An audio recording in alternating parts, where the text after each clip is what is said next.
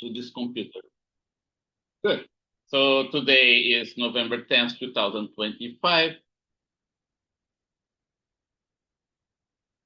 9:45 a.m. Pacific Standard Time, right? And we are going to cover the idea, the concept of work. So as we cover the idea, the concept of work, we start with the x-axis, like we always do.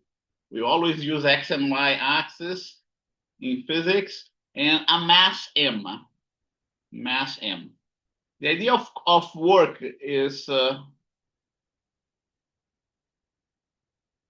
related to the idea of energy.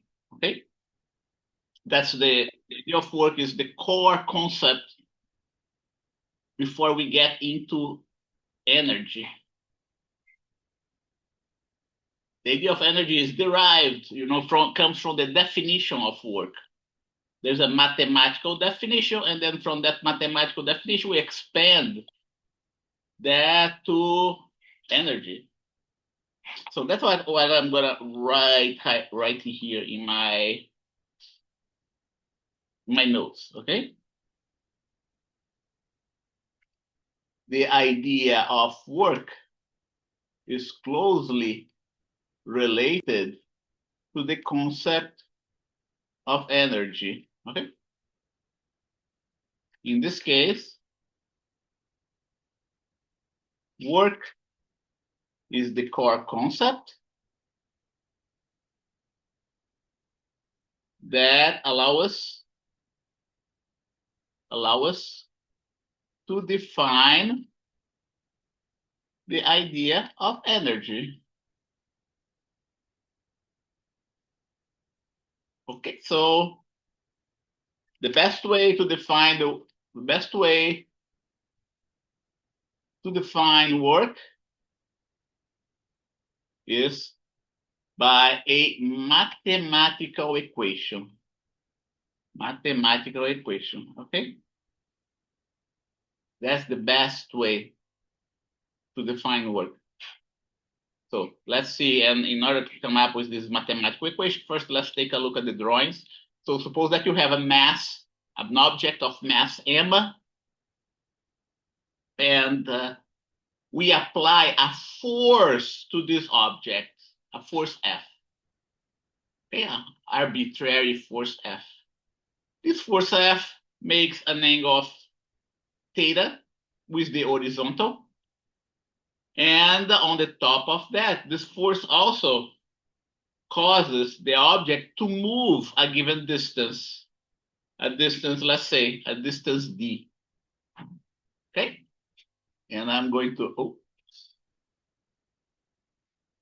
to dash this object so we can understand that the object was at this position before, right? I'm dashing the force here, the arrow of the force as well. So it's subintended that we had this initial force as well. And I want this force to have exactly the same length of the other force here, let's say.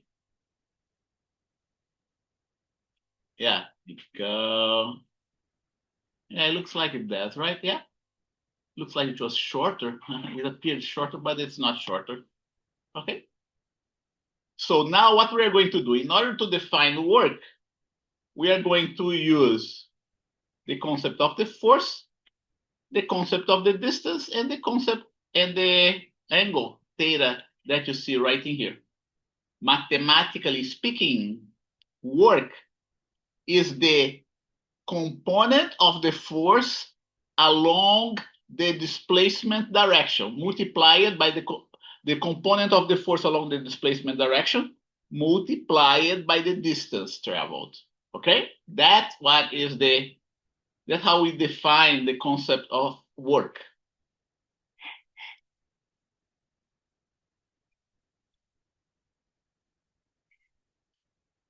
Let me get something else here to help me out with the notes. And very soon I'm going to write down this mathematical definition of work.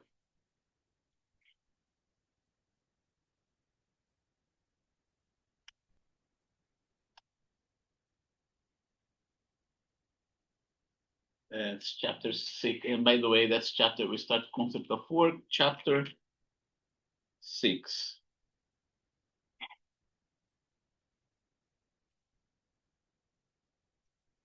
Let's see if I can get that. Yeah,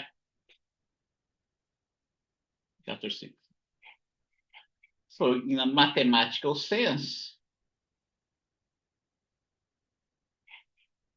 it's written like that. Here you go.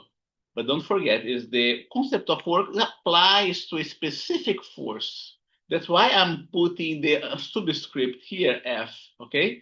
The work done by the force F is the component of the force in the direction of the displacement multiplied by the displacement in that direction, okay? In this specific case, F sub x is going to be F cosine of theta delta x. In this case, the delta x is going to be D. You have to memorize that.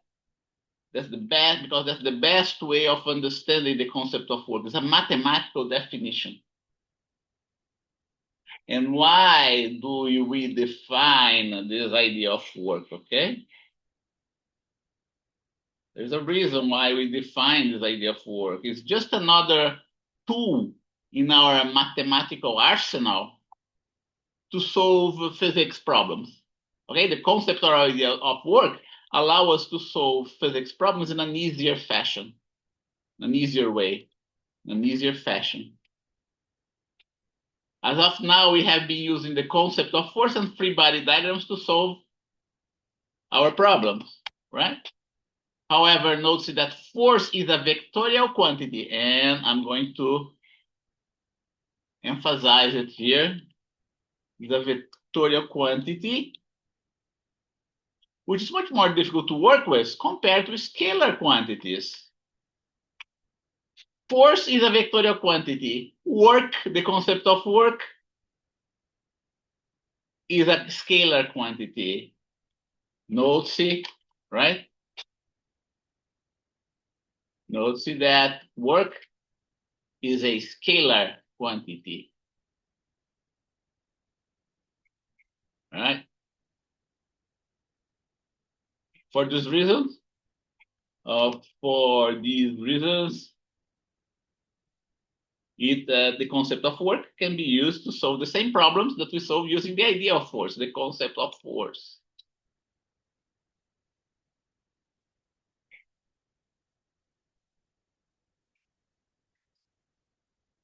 So we have, here you go, we have this interesting situation in which you can solve a problem using either vectorial quantities or scalar quantities. That's why we introduced the concept of work, to allow us to solve problems, physics problem, more easily using scalar quantities. Okay. Using scalar quantities. So memorize that, okay? And then what is the next question is, what is the unit of work? Okay? Just right? Answer, right? Question, here you go. Question, what's the unit of work? Answer. Just by doing dimensional analysis, comma, we can discover what is works unit. What's the work unit? What is the work unit? What is the unit of work? Okay, of work. Here you go. So we do that same mathematical procedure that I showed to you before, right? So here you go. Unit of work is equal to the unit of the force times the unit of delta x. Okay? And that's what we have here. The unit of the force is the newtons. The unit of displacement or distance is the meter. This unit shows up so frequently in physics, Newton times meter, that we give it a name. We call it joules and abbreviate by the letter J. You will see later on that the joules is the unit for energy as well. You will see later on that joules is also the unit of energy.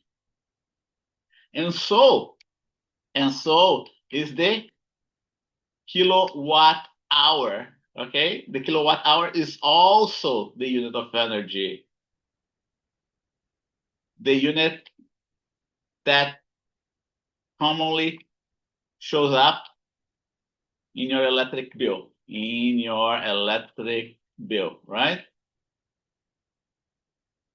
So if you look at your electric bill at the end of the month, you'll notice that the bill charges you by the amount of electric energy using a different unit, not the joules, using a different unit, not the joules. Instead, the kilowatt hour, right? Later on, you're going to see what's the relationship between the joules and the kilowatt hour. We're not prepared to do that yet, okay? There is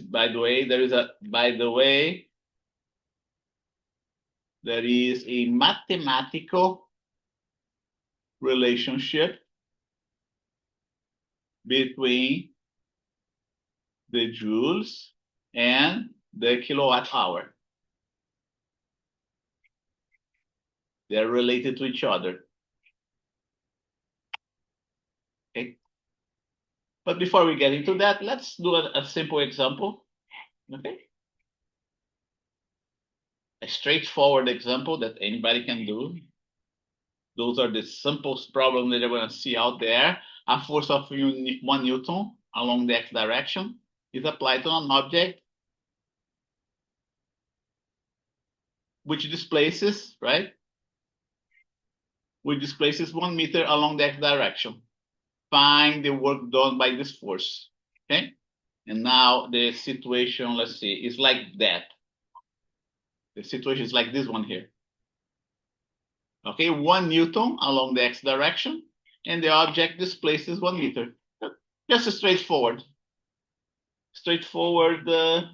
mathematical solution, right? Like I said, that's one of the simplest problems you're going to see out there. There are more complicated problems, of course. Let's see this one. Let me close this one here. Let me close this one. I want this one right here. Okay. The force is F cosine of theta, right? The force along the x direction is F cosine of theta. In this specific case, the angle of the force with respect to the direction of displacement is 0 degrees. The force is 1 Newton. 1 Newton times 1 meter is 1 joules. 1 joule, okay? And that's the work done by that force F.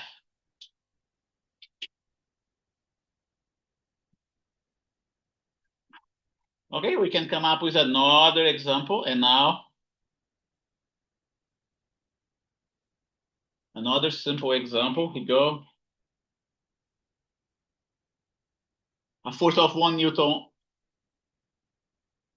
here we go, makes an angle of 60 degrees with the x direction. The object, force of 1 Newton applied to an object, makes an angle of 60 degrees, with respect to the x direction. Okay? The object displaces 1 meter. The object displaces 1 meter along this direction. Find the work done by this force.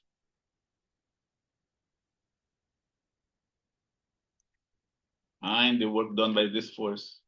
Okay, let's illustrate the situation. Let's see if I have it here. I have it here. Okay, force equal to 1 Newton. Theta is 60 degrees. Okay, just apply the equation in the same way that we applied before, but now you gotta apply a different angle, right? Here you go. Cosine of theta. Now theta is 60 degrees. Huh.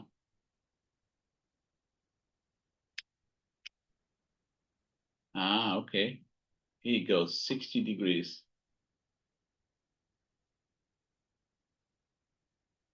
Let's see, cosine of 60 degrees is what? Cosine of 60 degrees is half, right? So why did I put 1 here? Yeah, I know what I put here, 1 here.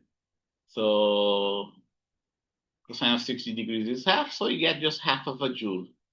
And then you can come up with other types of forces, not just the force F that is applied, but any force that is applied to this object, okay? We can combine and have this other simpler example,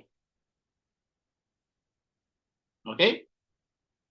The same object. What's the work done? Not by the force F, but by the weight of the object. See the difference? Okay, here you go. We have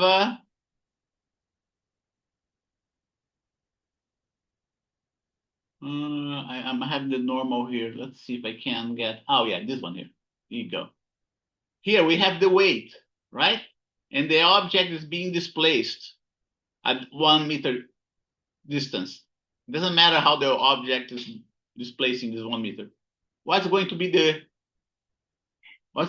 the work done by this force, by the weight? Note, see that the angle between the force and the displacement is 90 degrees, right? So here you go. All you gotta do is solve it all over again. But now instead of 60 degrees, we're gonna put 90 degrees there. 90 degrees here. Cosine of 90 degrees is what? It's 0, right? So we get 0 joules. We get 0 joules. That force, and let me put it here, instead of work done by the force F, we put work done by the weight, by mg. And then we can repeat that for the normal force as well, depending on the situation, right? Depending on the type of problem that we have, the normal is going to have an opposite direction to the work, to the weight. Okay? And because of that, the work is going to be 0 as well. Okay, work done by the normal, here you go. 90 degrees with respect to the displacement. Okay. And then there are some other variations, okay? Variations of this type of problem.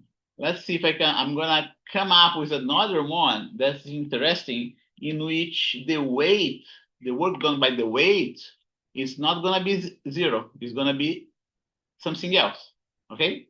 Consider the case, for instance, let's see if I can do that. Here you go. Consider the case, for instance, in which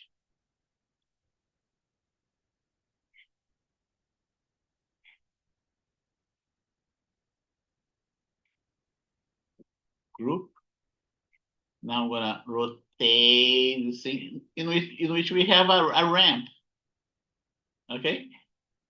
We have a ramp, and this distance here is 1 meter. And I have also to, no, not this one. I don't want this one. I want the other one. I want this previous one right in here.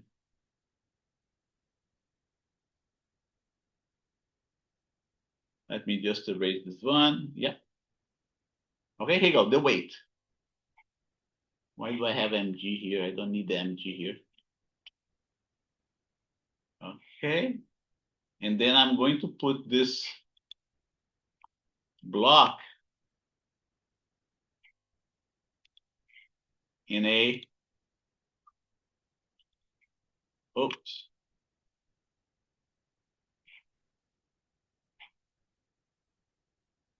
Hey, wait a minute. What am I doing here? Okay, that's not, it's this one that I want. Here you go.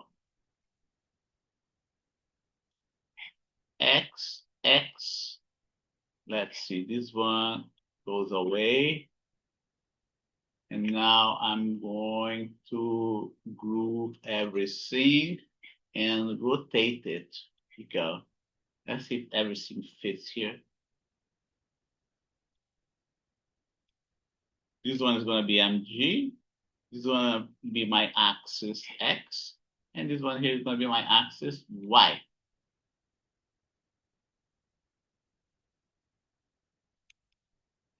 And I can shrink this line, right? This distance here is 1 meter in the horizontal direction. Let's move it like that, right? So you can, and on the top of that, I want,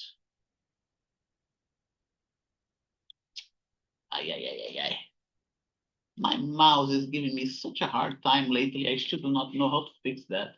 Here you go. When I get this axis here, this other horizontal axis, but just as a reference, it's not an axis, it's not a coordinate axis, it's just a horizontal reference.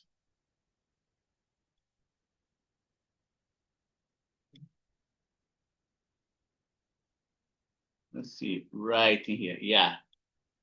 And now I'm gonna use this angle. Doesn't matter, it doesn't have to be 60 degrees, can be any angle.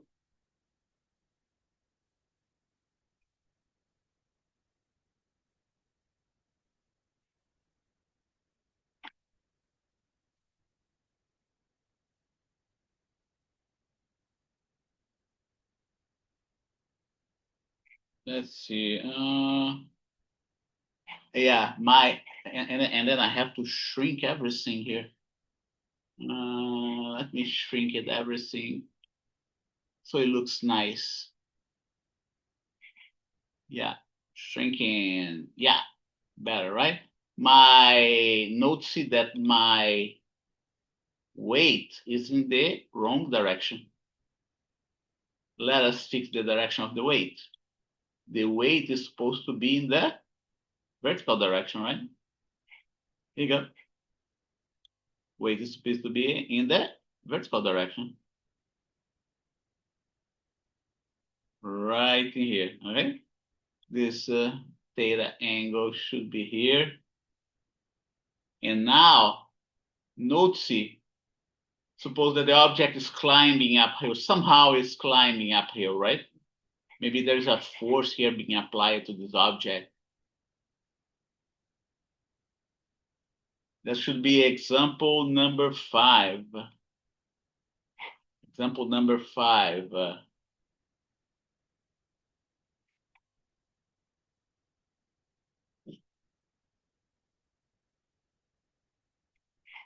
we go.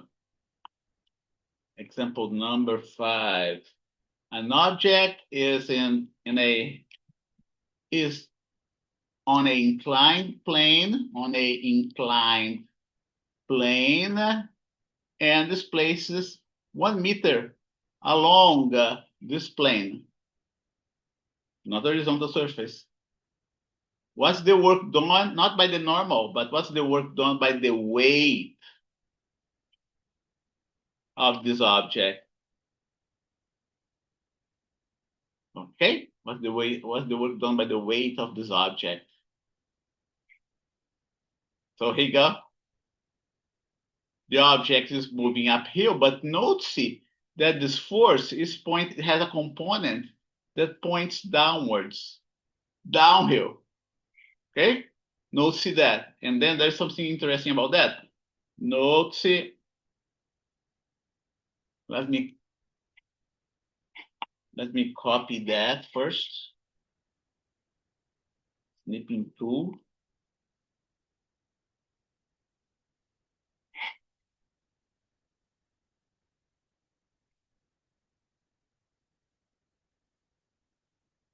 Like that.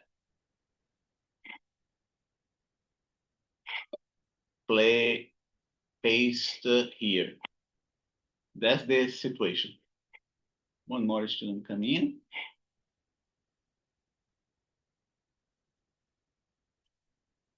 Notice that we can decompose this force into an horizontal component, a component that's horizontal to the plane, right?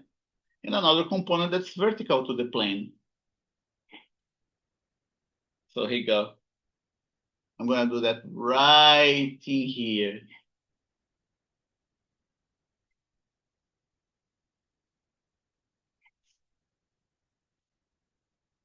Ungroup. Here you go. MG. And I ungroup. I thought I had ungroup the same. Let me ungroup it again.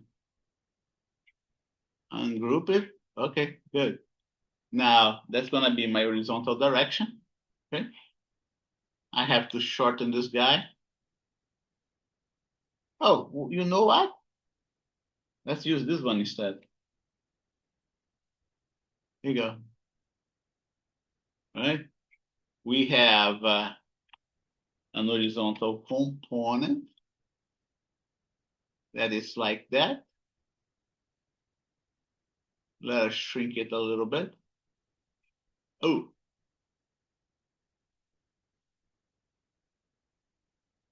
And I have a vertical component that's like that.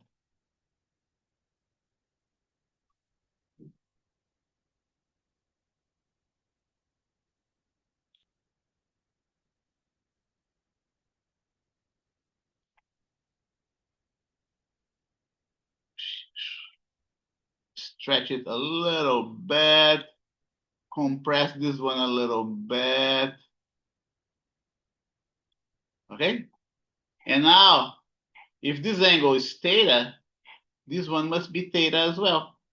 This one right here should be theta as well, okay?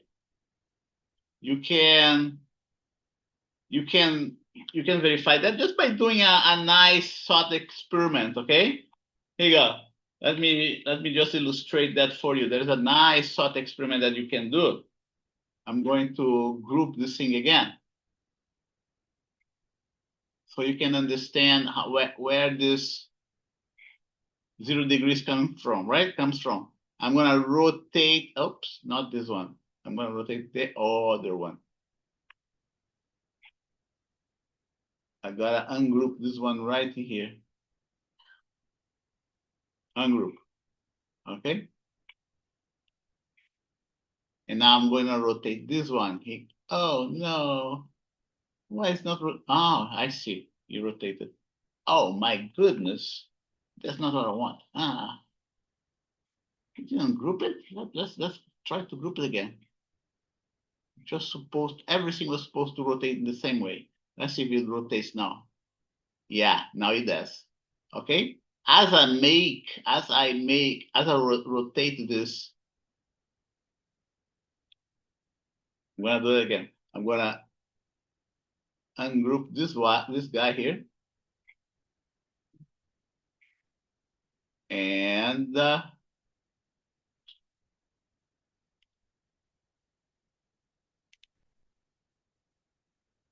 those two as well.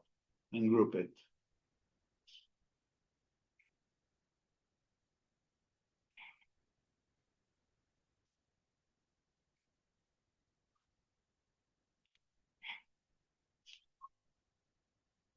Ah,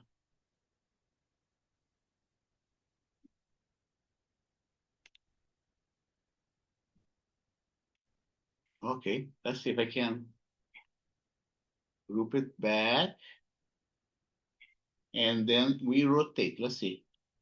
The weight doesn't change direction, right? The weight doesn't change direction. Here you go. What happens to my angle now? Now my angle is 0. My angle with respect to the horizontal is 0. And my weight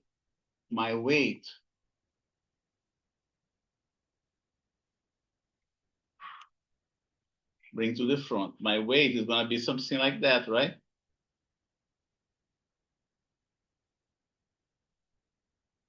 So by referring to that, if this angle here in the horizontal is 0, then the angle of this arrow with respect to the vertical is going to be 0 as well. You can think in terms of this way. That's one way. But there's another way too. There's another way that I like the most, okay? Here is theta, right?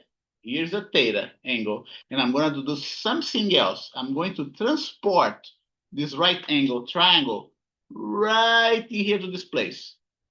Let's not forget that AMG is a vertical arrow. Is a vertical arrow, right?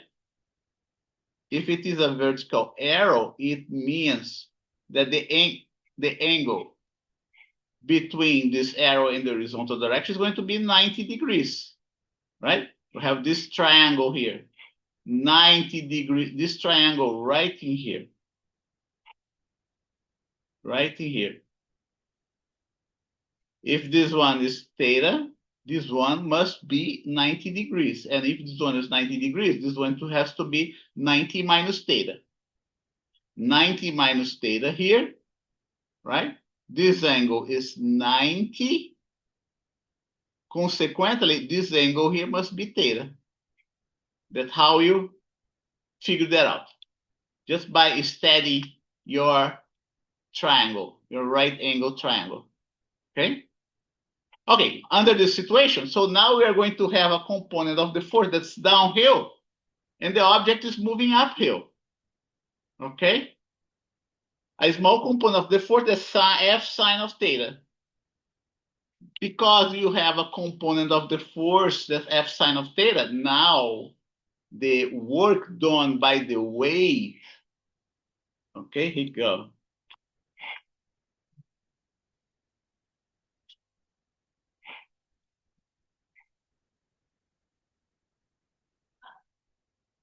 Here is going to be sine of theta, okay? And delta x. The force is going to be written down as mg. Theta is going to be, well, I'll keep it at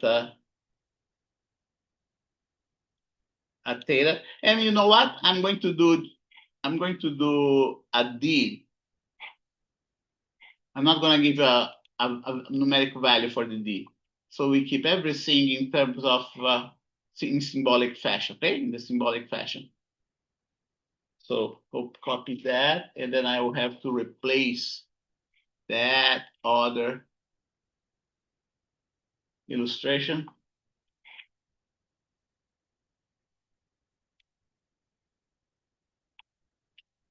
like that. And instead of 1 meter, I keep it d. In this case, it's not going to be 0 because the weight has a component that's contrary to the displacement. And because the force is acting, the component of the force is acting against the displacement, we got to do something else. We got to put a minus sign here, okay? A minus sign. The work can be negative as well.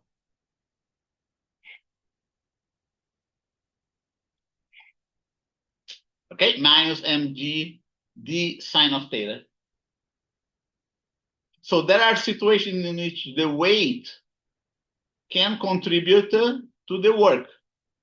If we go downhill instead, if the object starts here and move downwards, then the work done is going to be positive. Okay, so we can an object in an inclined plane and displaces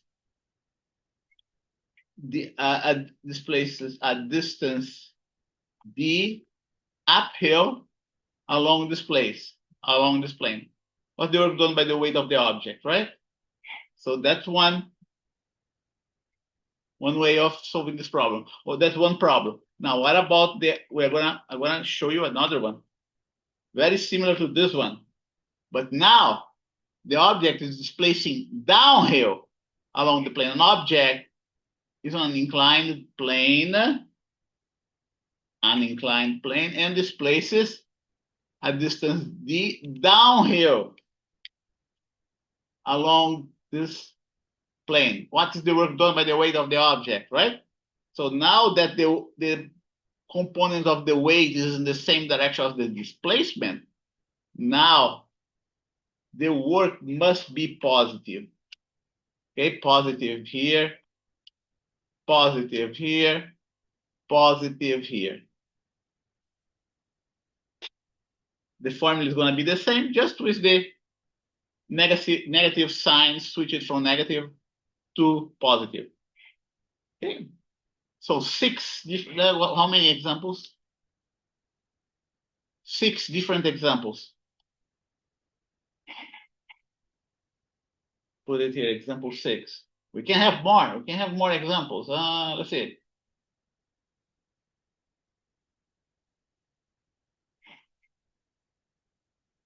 Okay, that's gonna be my example 7. My example 7. Okay. Now an object displaces 1 meter along the horizontal direction.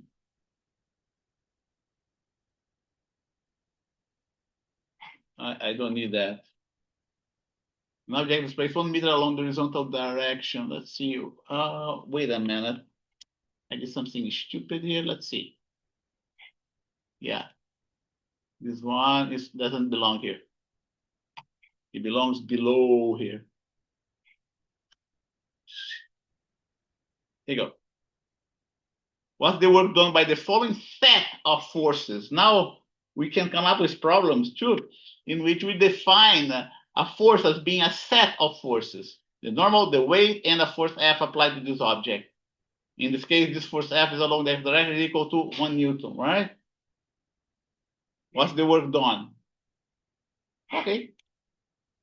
The work done is going to be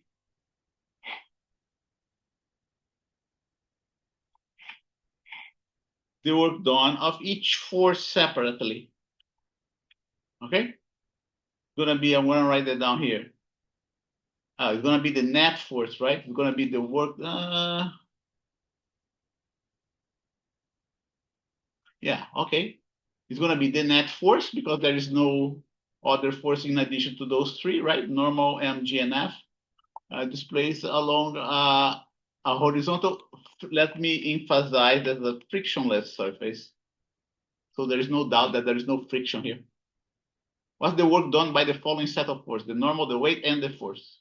And the force F applied to this object. All those 3 forces are going to be equal to the net force. And then multiply by the cosine of theta of the net force with respect to the displacement. Since the object is displaced in the same direction as the net force, right? We are going to have a positive value for the work. Here's another way of writing that down. It should be better, right? The work done by the normal force, the work done by the mg, the work done by the force F. It's going to be 1 joule. So there is another way of it's possible, right? This problem, you know, this problem illustrates the fact that we can have a set, the work done. We can determine the work done by a set of forces.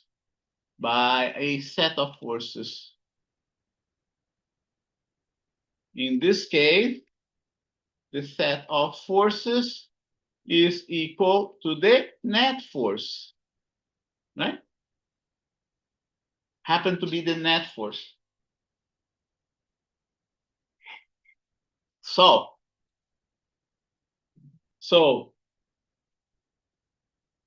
the work can be positive. The work done by a force or a set of forces, comma, can be either positive, zero, or negative. Okay? Keep that in mind. If the force or set of forces point in a direction contrary to the displacement of the object, comma, the work done by this force slash set of forces will be negative, right? If the force or set of forces has a component, right? Has a component that points in a direction contrary to the displacement of the object, the work done by this force slash set of forces will be negative. Did you get the idea? Okay, so I'm going to show you another example. And now consider, for instance, the force applied that a spring applies to an object. I'm going to illustrate it right in here. Okay? A variable force. The force that a spring applies to an object is a variable force. Okay? It is given by a value that we call the constant of the spring, usually represented by the letter K, times the displacement from equilibrium. Okay? So consider that situation. Here, spring and mass object M, right? Mass M of object. The zero that you see here is exactly the position of equilibrium of a spring. Okay, whenever the spring is not stretched nor compressed, the spring is at the equilibrium value. And the force that the spring applies to the object is going to be zero. Okay? So as we stretch the spring will apply a force to the left of the object. The red arrow is the vector position with respect to the position of equilibrium. This other vector that you see here is the force that the spring is applying. Okay, and the more you stretch the object and the more you compress this object, the larger the force becomes. Okay, there is a linear relationship between this force and the displacement of the object from the position of equilibrium. Do you see the arrow increasing, right? The arrow increasing in size. Here you go. Here the force that the spring applies to the object is zero. The force is increasing. And then here's the force on the other direction. If the spring is compressed, we have this force. You compress the spring even more, the force increases even further. Okay? So the force of a spring in the case of the elastic force, consider that's the case of a force that changes as time goes, as it's not a constant force, but the force either increase or decrease. Okay, if the set of forces, consider, for instance, now consider, for instance, the force that the spring exerts in an object. This force is called the elastic force of a spring. And it is also variable. And it can also be variable given by the following equation. Here you go. I want you to look at this graph again, right? So here you go. The displacement vector, the position vector is to the right, the force is to the left. Okay? So do this mental exercise. Stretch the spring. The spring is going to try to bring your hand back to the other direction, right? So if you go in one direction, the force that the spring applies is on the other direction, whether you're stretching the spring or compressing the spring. Everybody has played with springs before, right? Consequently, we can write down that this force is contrary to the vector position. That's why we have this negative value right in here. K is a constant related to the strength of the spring. The harder the spring is, the larger the K is. K is a constant related to the strength of the spring. The harder the spring is, the larger is K. The unit for the K is Newton per meter. So the question that we pose, right, that I pose to you is how do we calculate the work done by a force that varies with the position? By a force, right, that changes with the position. E.g., like in the case of this, like in the case of the spring, like in the case of the spring. Okay?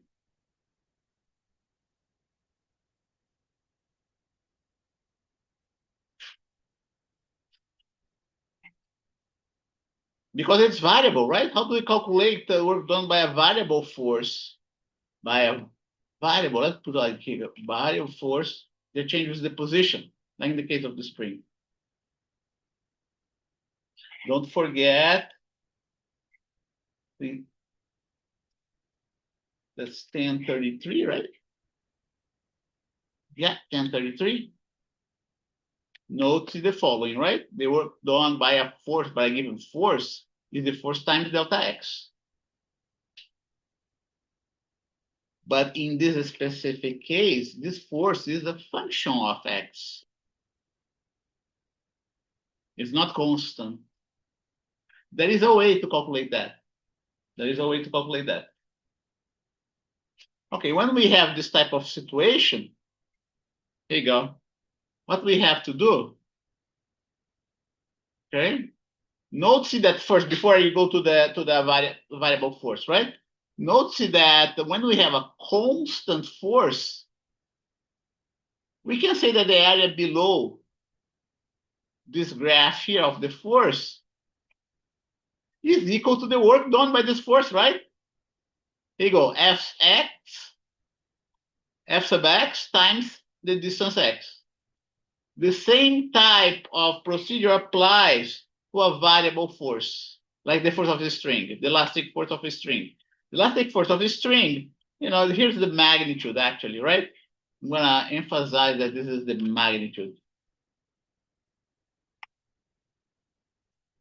Here you go. Magnitude. Okay? Is a straight line, just like that. In this specific case, the work done by a linear force, a force that varies linearly with the position, is going to be the area also below the curve. And this area is the area of this triangle. F maximum times x divided by 2. Okay? That's how we do, okay? Node C. But, you know,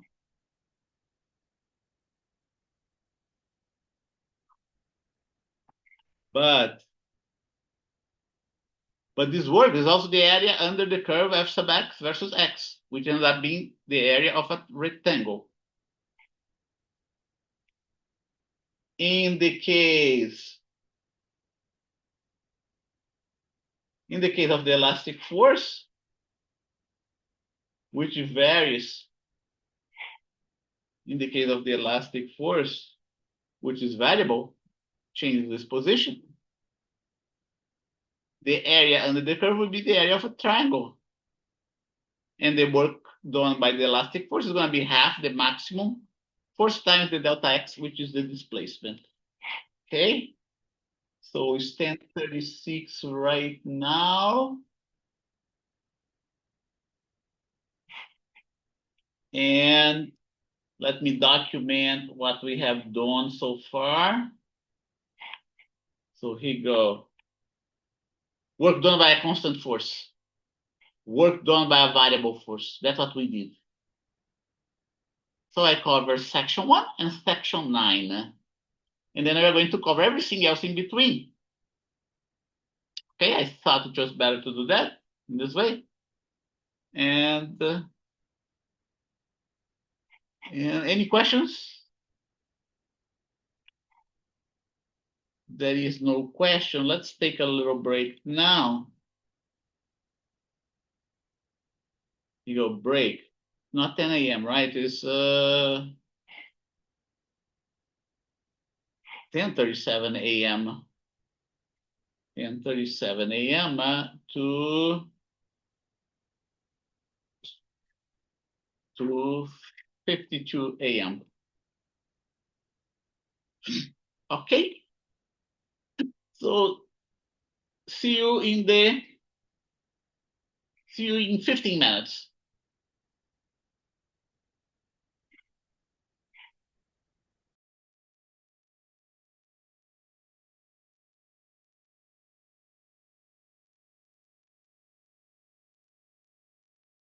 I am back.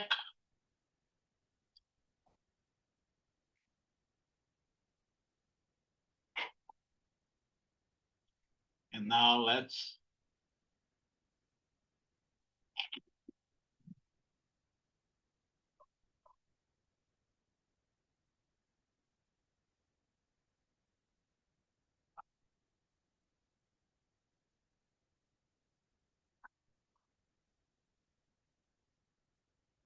okay. Now we are going to do the work kinetic theory.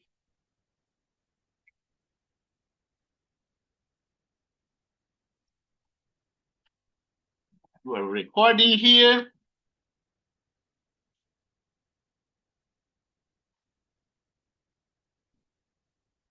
Important theorem.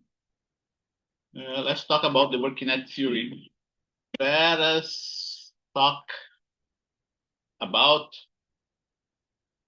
the work kinetic energy theorem. Okay.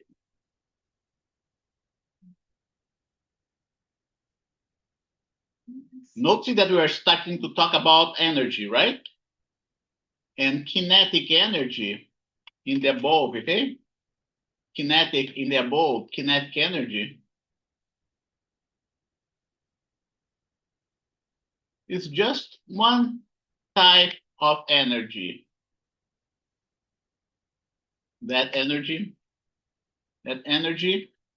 due to motion, okay? There are two types of energy. There are two important types of energy.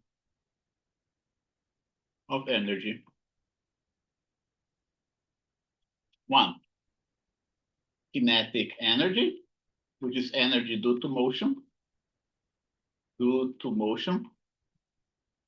The faster you go, the more kinetic energy you have, and potential energy. Potential energy is energy due to position. Okay? Like in the case of the spring. If you compress or stretch a spring,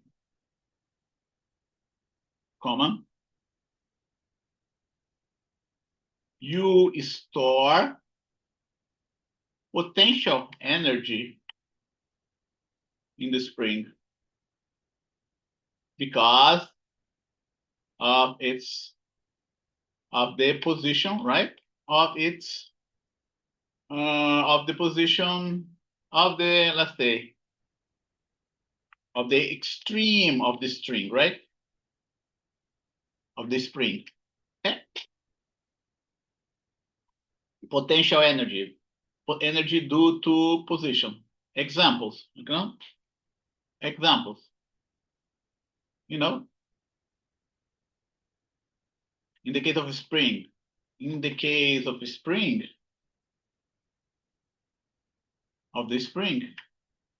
in the case of the spring, if you compress or stretch it,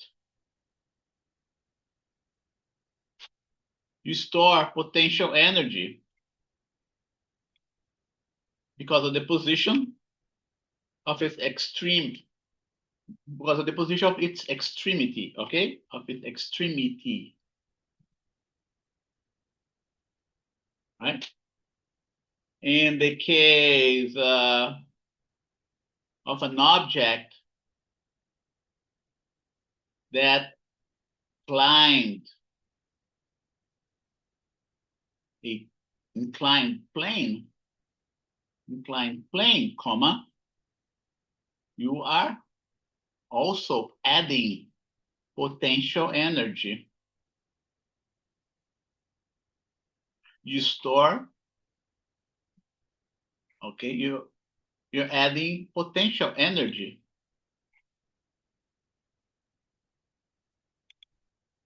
Climbs an inclined plane, climbs or descend, right? An inclined plane. You are also adding or subtracting potential energy. In the first case, the potential energy, we call it elastic potential energy because of the force, right? The elastic force. In the second case, we call gravitational potential energy. Okay? But let's talk about kinetic energy first. Kinetic energy is a simpler type of energy. It's easier to understand because there is just one formula for this type of energy. And how do we come up? Remember, we're talking about the work kinetic energy theorem, right? So there is a very important corollary in physics that relates work done by a net force. So look here. By the net force, there's a very important corollary in physics that relates the work done by a net force. Don't forget, work done by a net force. That's what this theorem is all about. Okay, it's an important theorem. Instead of corollary, let's use the word theorem, which is the same. Okay, corollary and theorem means the same thing. The net force, and we can even derive it, and it goes like that. Here you go. The work done by a net force, right? The work done by a net force is equal to what? Is equal to the net force, the x component of the net force, x component of the net force times the distance traveled along the x direction. Okay, but recall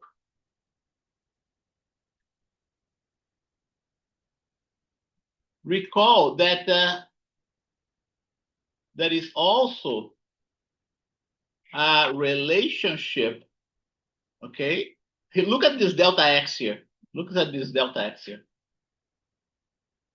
And even better, look at the net force as well. All those two different parameters can be replaced by something else. For instance, the net force can be written down as m times a, Newton's second law of motion, okay? And the delta x can be rewritten in a different way as well. But first we get to write my delta x in a different way. I am going to recall, I'm going to make you recall. And let's not forget, this is the x component of the acceleration, right? X component of the acceleration. But recall that there is a relationship that we derived for uniform acceleration. Okay, and it is written like that. Here you go. It's the Torricelli equation, right? Final velocity square is equal to initial velocity square, right? Plus 2a delta x. Now, do you see where we're going to get delta x here? And here the a is going to be also the x component, right, of the acceleration. Okay, so notice that what we have here, we have this term that we have here is the same term that what we have here. Okay, and I'm going to do that in this thing in 2 steps, right? Using second Newton's law, we have, okay, we have, oh, we have, here you go. Net force is equal, x component of the net force is equal to mass times acceleration along the x direction. Using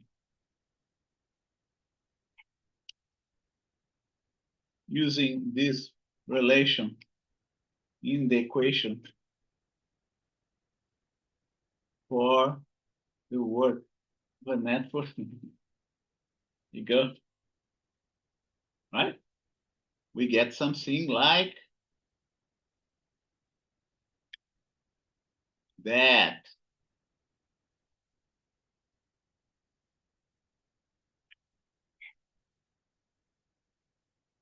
Recalling the Torricelli equation,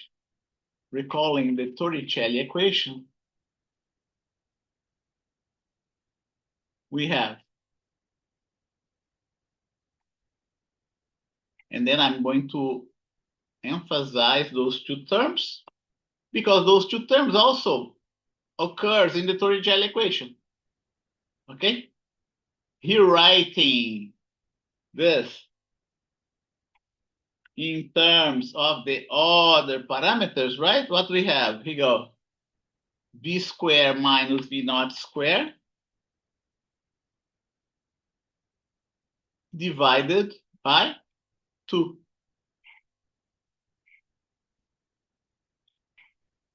Divided by 2, like that. And now we can here write the work done by the net force in a different way. In a different way that's very useful. A different way that's very useful. Here you go. Okay, here you go. Ax times delta x is equal to this thing here. And look what we get. I'm going to here write like that. Half of m v square minus half of m v naught square, like that. This term that you see here, we give it a name. This term here that we see here, we give it a name. We call it kinetic energy. And by the way, this term that you have here has the units of energy. You can do the dimensional analysis here. Okay, the term, here you go. The term, not what I want, half mv squared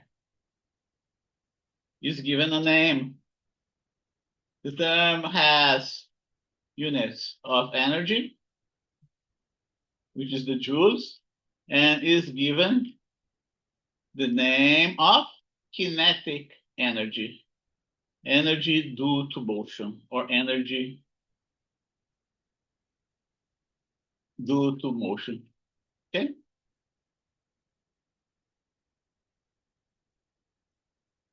And now what we have?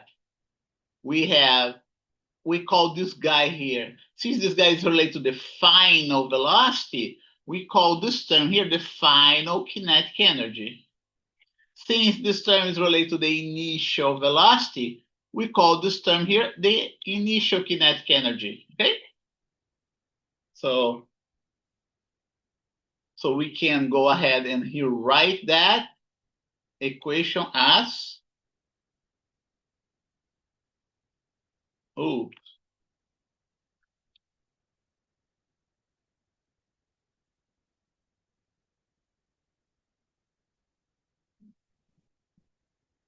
the final kinetic energy minus the initial kinetic energy. Can you memorize that? Work done by the net force is the difference in kinetic energy. Final kinetic energy minus initial kinetic energy.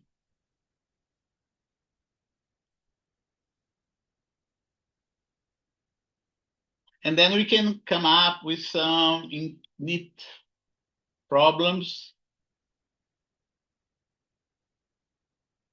that involves the work done of the kinetic, the work done by the net force. Example, right? Using the work kinetic energy theorem.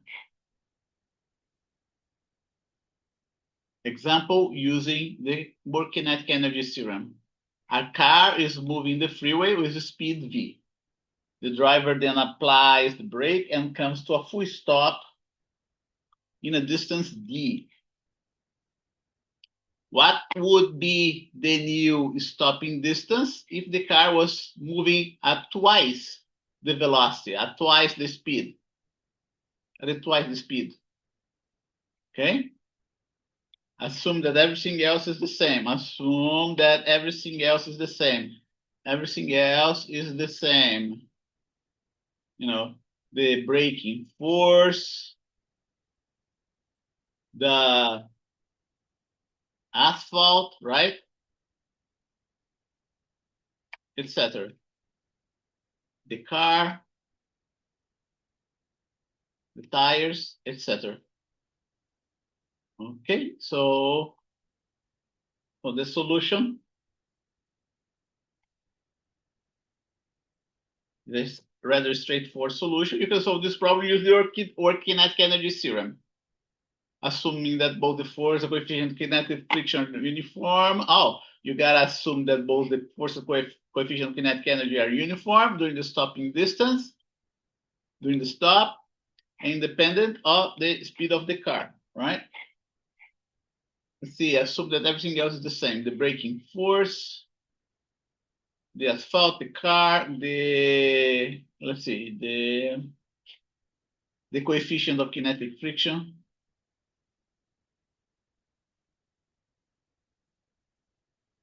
The coefficient of friction. Let's put here, the coefficient of friction is better, etc. So we don't need that. Okay? So let's not forget, right? That what you have here is also this guy, right? Let's not forget that.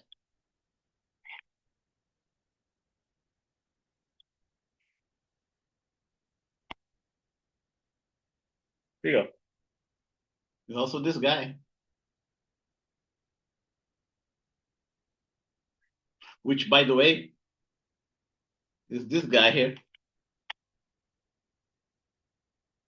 Okay, this is the stopping distance, right? And here's the change in kinetic energy. And I'm going to use this. Let's see which one I'm going to use. This one here that I'm going to use.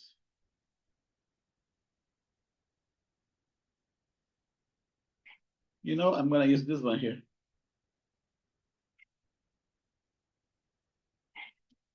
First situation. First situation. You know, here you go. It's going to be net force delta x, right? Is going to be equal to mv squared minus v naught. In this specific case, the final velocity, the car is going to come into a complete stop. Consequently, this final velocity is going to be zero. Going to be zero. And we end up with a negative work. Okay, the brakes do negative work while the car is coming to a stop. And that's the initial velocity that I called V, right? A car is moving the freeway. Let's put here V naught with a speed V naught. So we have a better notation. What's going to be the stopping distance if we double the velocity, if you double the speed? Okay. So here go. Here is one. Here's one. This applies the brake and stop in the distance D. Let's put D1 here. So you have a nice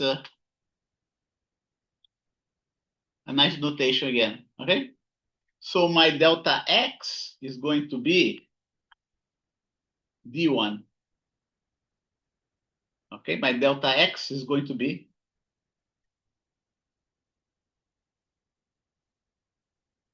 D1 equal to minus mv naught over 2. Okay, first situation. Second situation. Second situation. We repeat the same thing. We repeat the same thing. You know? So let's put delta x1, right? Delta x1 here. And then I'm going to put delta x2 here. But the only difference here is that my V naught is no longer being V naught, but now my V naught is twice V naught, right? I double the speed. And the double speed is the one that has a should be squared. Here you go. When we square the double of the speed, what we end up having? We end up having 4 times the V naught squared. Makes a difference. And look what happens. We end up having 2m V naught square, right? Instead of mv naught square over 2. It's still a negative work. Still a negative work. And now instead of D1, we have D2. The force didn't change because the braking force didn't change. It's the same car with the same brakes, right? The surface is also the same with the same coefficient of friction. And now we do not know what this guy is.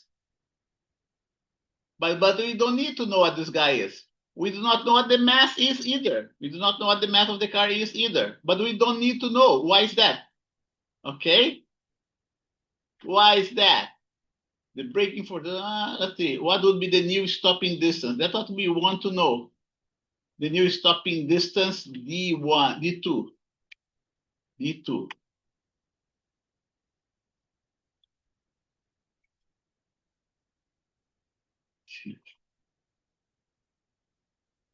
Okay, the new stopping distance D2. What we do? Well, second situation, not first, but second situation. What we have to do is just divide this one by the other one. Okay? Dividing the last equation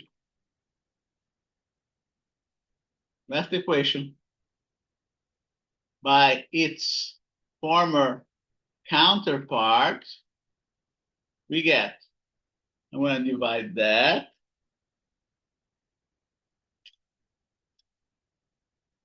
by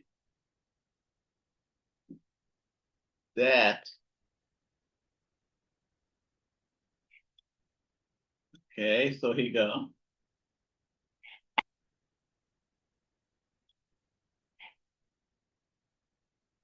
Now we have half of mv naught square. And then some interesting magic start to happen here. Here should be D2, here should be D1, right? Here one should be D2, the other should be D1. We know D1, we know V naught. Okay, here you go.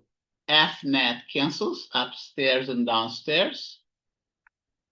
The negative sign cancel upstairs and downstairs. Mass cancel out. Remember, I told you that we did not know what the mass was. V naught cancels, right? And look what we end up getting.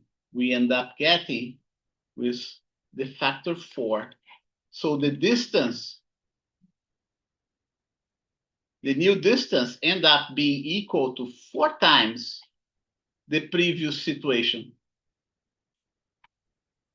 Okay, so by doubling the speed, you end up increasing the stopping distance by 4-fold. By doubling the initial speed of the car, comma, you end up quadrupling the stopping distance. Likewise, if you triple your initial speed, you would be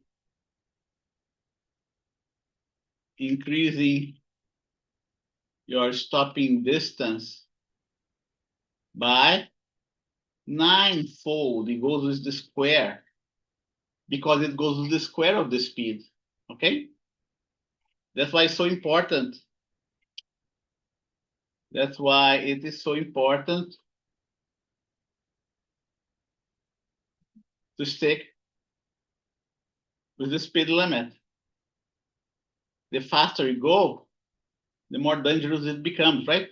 The longer the stopping distance, the more likely you're going to hit the car that's in front of you.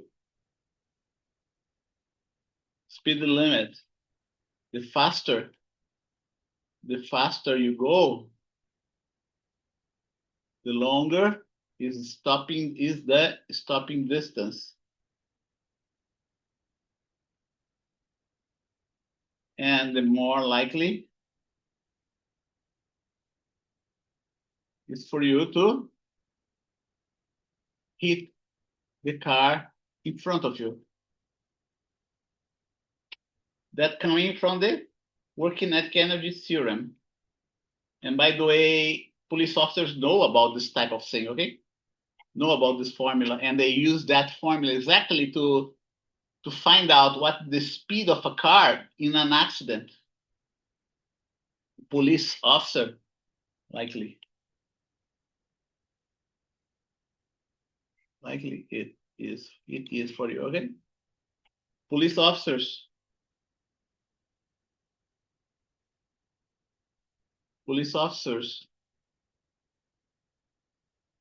know about that. And they use this formula to find out the speed,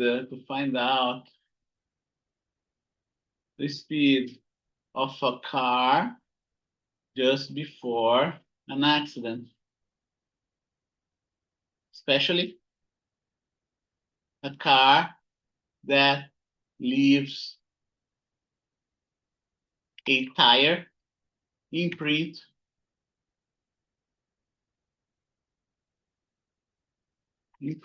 on the pavement.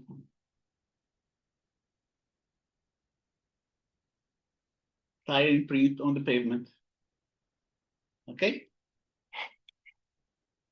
That's a really neat trick that physics offers us.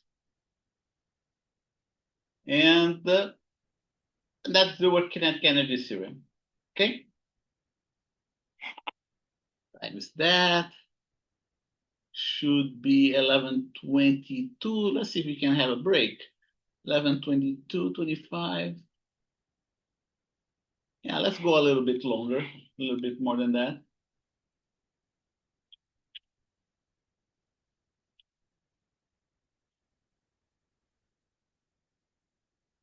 Here you go.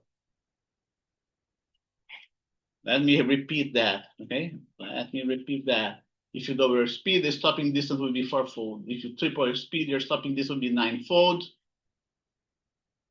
4-fold, 9-fold. If you quadruple your speed, stopping distance will be 16-fold. Compared to the previous one, right? And so on.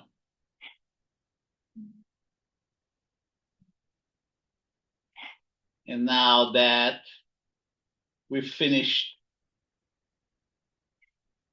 the work kinetic energy theorem, I need to, here you go, 6.1. Yeah, here you go, 6.1. We finished the work kinetic energy theorem. And now we are going to cover this idea of conservative and non-conservative forces, okay? We saw before there are two ways of classifying forces.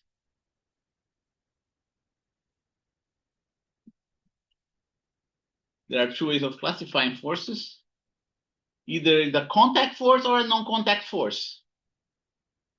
Okay, but then there is another way too of classifying forces, not in terms of contact or non-contact. Okay, there are two ways of classifying forces. One way is by telling that the contact or non-contact force. Another way is to call it a force is conservative or non-conservative. Okay, and how do you define conservative forces and non-conservative forces? Well, I'm going to spell that out here for you. One way to define a conservative force is by the work done by this force. You know, if you take an object from one point to another one in space, can be in the three-dimensional space, can be in the two-dimensional space, this force, if the work done by this force does not depend on the path of the object, then the force is going to be conservative. Okay, so let me illustrate it here. Here, x-axis, y-axis. Here is my object at its initial position. Okay, initial position vector. And then we have this force that I'm calling the conservative force, a very generic conservative force. If this object goes from point for the initial position to its final position, and there are all sorts of paths that you can take, that's one possible path. You know, if you, or whatever path the object takes, if the work ends up being the same, it means that the force is a conservative force. That's what it means. A conservative force is independent. The work done by a conservative force is independent on the path that you take from the initial position to the final position. Okay, I'm going to make a very simple example. This one is a very generic, very complicated example, but I'm going to show you a very simple example very soon. Okay, so pass one. If you take a pass one, you calculate the work done by this conservative force, you get one value. Then you take the same objects to the same path and you calculate the work done by the conservative force through the second path, and you get exactly the same result that you got before. Okay? Here, that's one way of defining a conservative force. Another way of defining a conservative force is similar to it, is related to this one that we did. Okay, another way, another definition. Here you go. A force will be conservative if the work done by this force along a closed path is zero. Either an open path or a closed path. If you choose an open path, then you have to compare the work done through one path, through path to another path, through a third path, through a fourth path. Okay? 4, 5, and different paths. If the work done is the same through each different path, the force will be conservative. But then there is this other definition. The force will also be conservative if the work done by this force along a closed path is zero. Here you go. Here's the case of a closed path. You start writing here. We take the object to this point and back to this initial position. You calculate the work done by this force, which is very difficult for this specific situation. If the work done by this path is zero, then the force is conservative, and vice versa. Okay? Here you go. If the force is not conservative, let's see, net force here. Why am I? Yeah, I put the net force here, but there's no need for that. Okay, let's go for the next one. Okay, here's the case, a specific case in which we have a non-conservative force. We are talking here about the horizontal plane. Okay, we have this object being dragged along a surface which has friction. We take this object along path 1, along path 2, along path 3, and back to its initial position. Length A, length B is like a rectangle. And then we can calculate the work done by the frictional force. By the frictional force. And what happened? We're going to do that right now. Okay? Consider the following case, right? Here's an example. Example of non-conservative force. Okay? So if a force is non-conservative, then the work done along a closed path is not going to be zero. It's going to be different. Okay? So I'm going to copy that, put that in the notes so you can have a reference for this figure.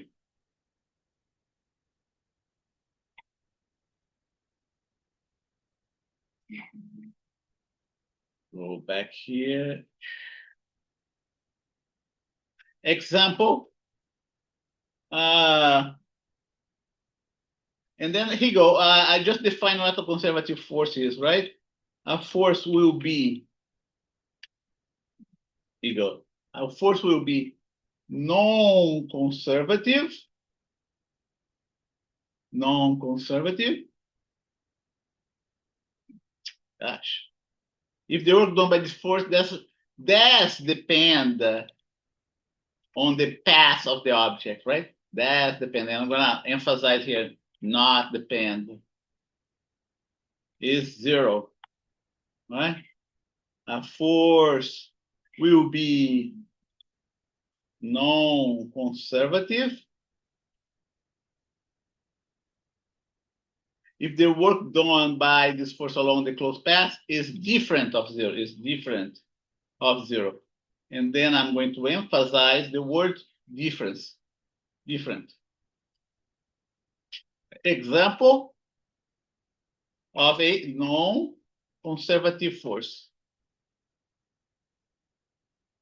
Did I paste it here? Not yet, right?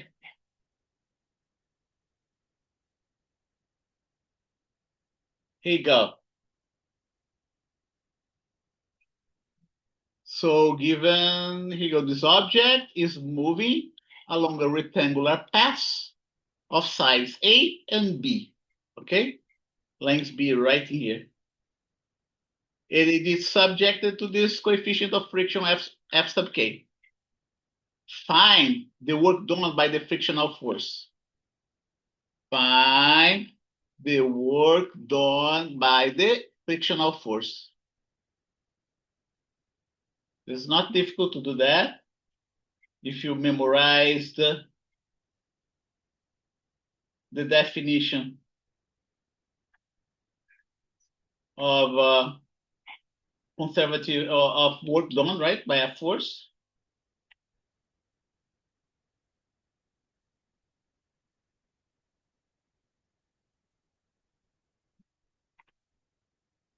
Here you go.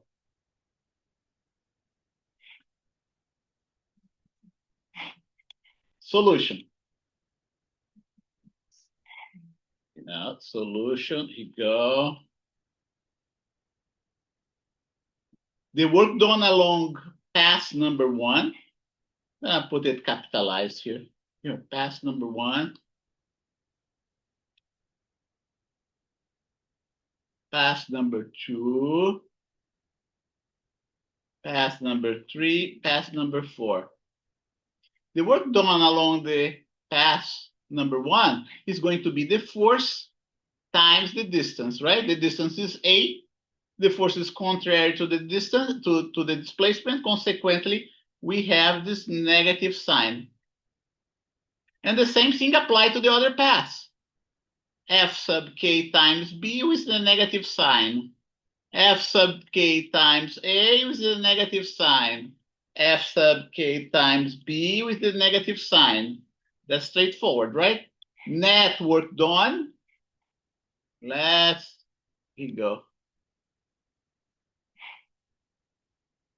Net work done.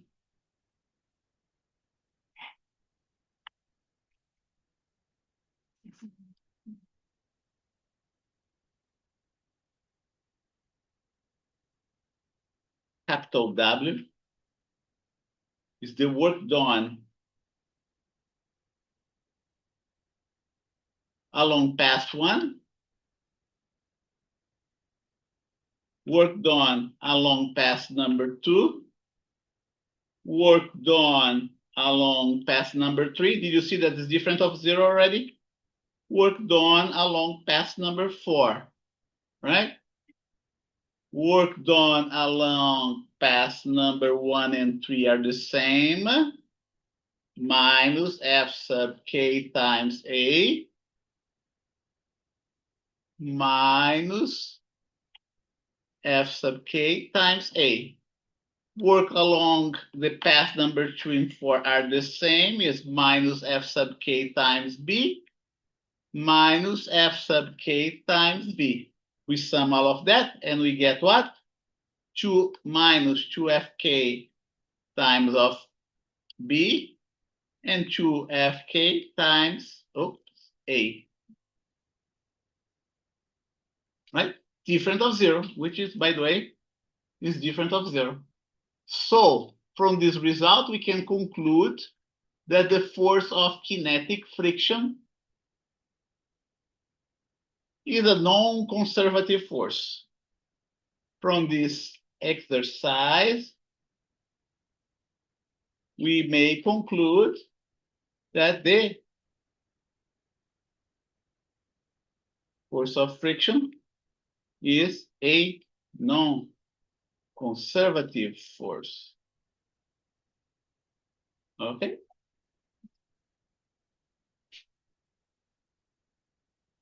For 36. I think we can stop now for our second break. And then we can, when we come back, we break. We're going to have a break. We're going to have a break now. When we return, I will give you an example of a conservative force. And by the way, let me give you just a conservative. Let me just tell you right there, there are by the way, conservative force, okay? By the way, there are very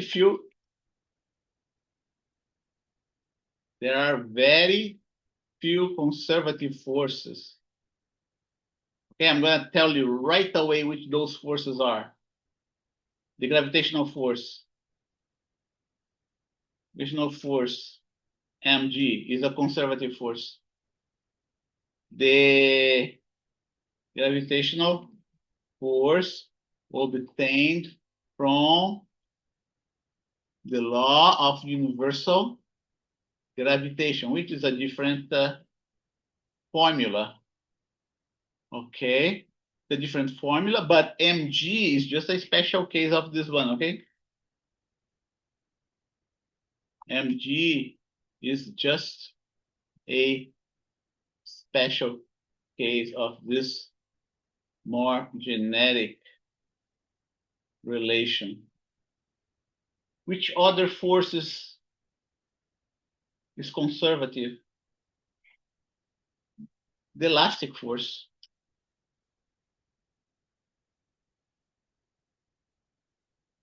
Force of the spring, okay? There is another force that's conservative, the electric force. Electrostatic force is a conservative force. Conservative force. Most of the forces are non-conservative. Most of the forces are non-conservative. Most of the forces, okay? So just stick to those four. Memorize that. It's not difficult to memorize. And when we return from the break, here you go. Break is 11:40 a.m., right? 11:40 a.m. to 11:55. Any questions about that? Let's see how many students we have here. We have 15 students. Okay. Okay, good. So let's take our break and we will be back in 15 minutes.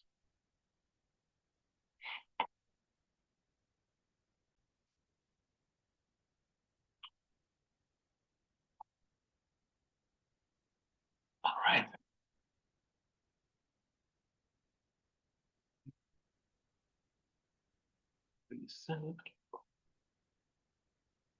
Thank you. Okay, so now let me give you another example now of a conservative force. Okay, example of a conservative force, and that's gonna be the weight, mg. Okay, and it's gonna be exactly something similar than what we have here. The only difference is that here was in the horizontal plane, and now we're going to repeat that for the vertical plane for the work done by the weight. Let me see if I have a. No, let's see if I have right in here. No, not this one.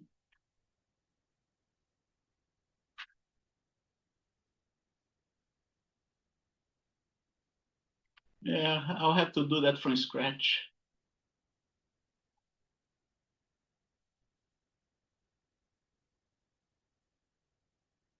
Okay, so here you go. This is the, but now it's not, now it's the vertical plane, right? Vertical plane. I'm gonna put the difference between this one and the other one. Vertical plane.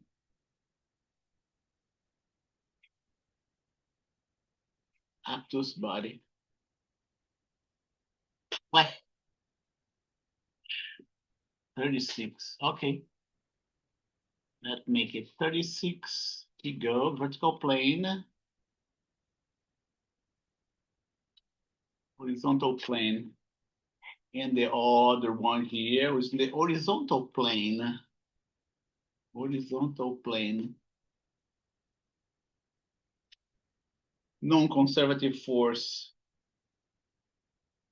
Plane. Non-conservative force.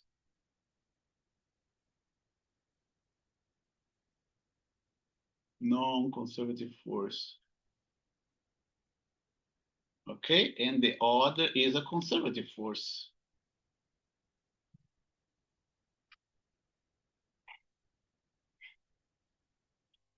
Conservative force. Conservative force, right there, like that.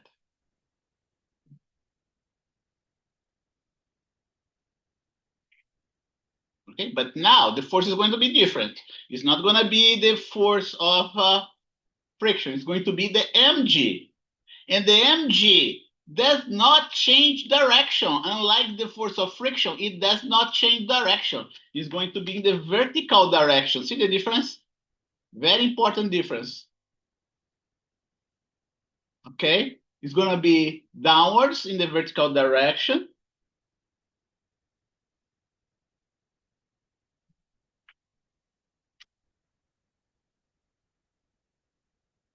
Downwards in the vertical direction here.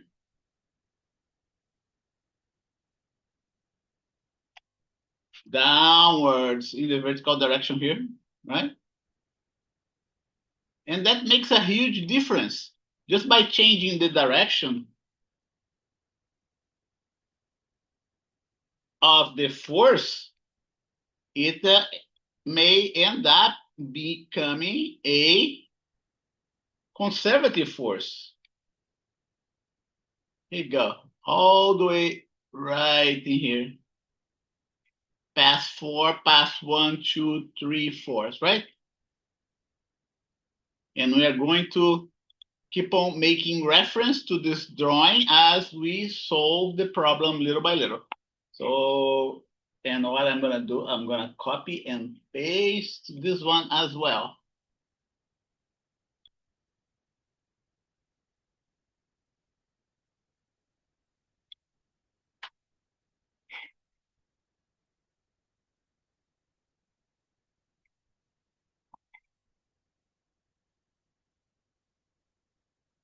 Conservative force, here you go. An object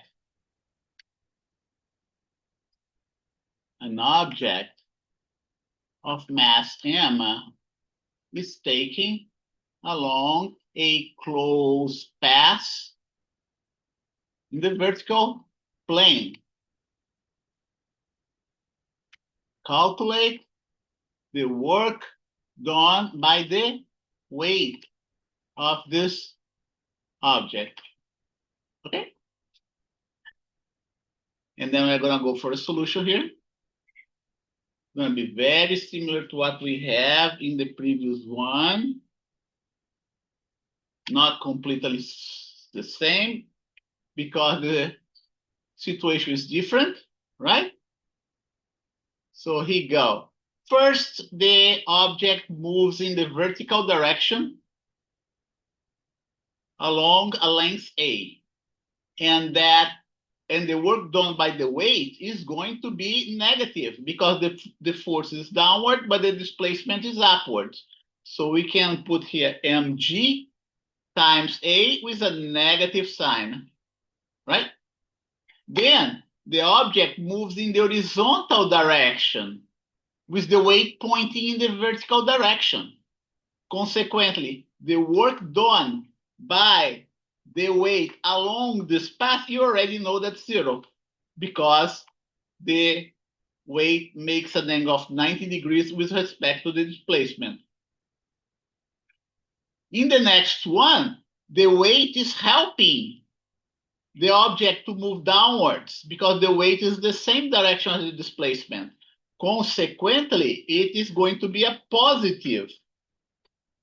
A positive.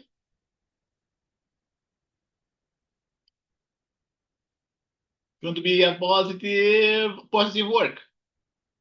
Finally, along the last pass, okay, I gotta do something else better here. I forgot to raise this one, right? And raise this one right here. Finally, along the last pass, let me copy that again. Copy it correctly, all right?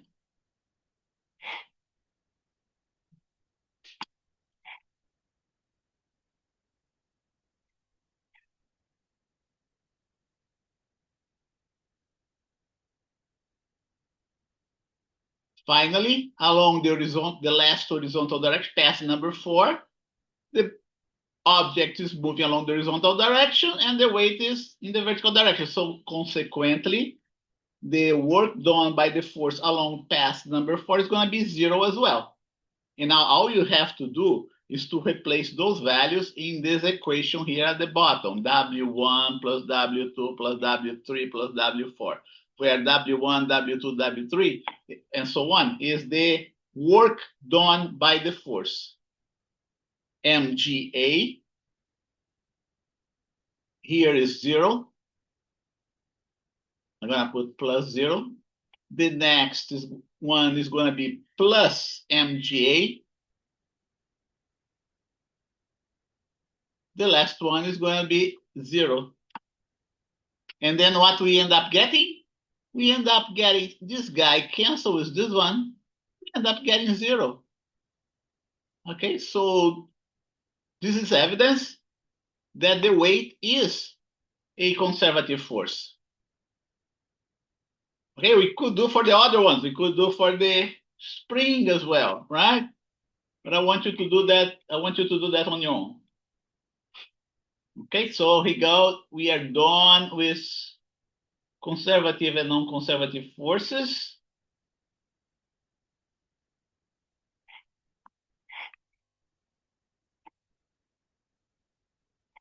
I gave you examples of conservative and non-conservative forces. And I gave you a list of 4 different conservative forces, right? We did one example of a conservative force, another example of a non-conservative force. Let's see if I...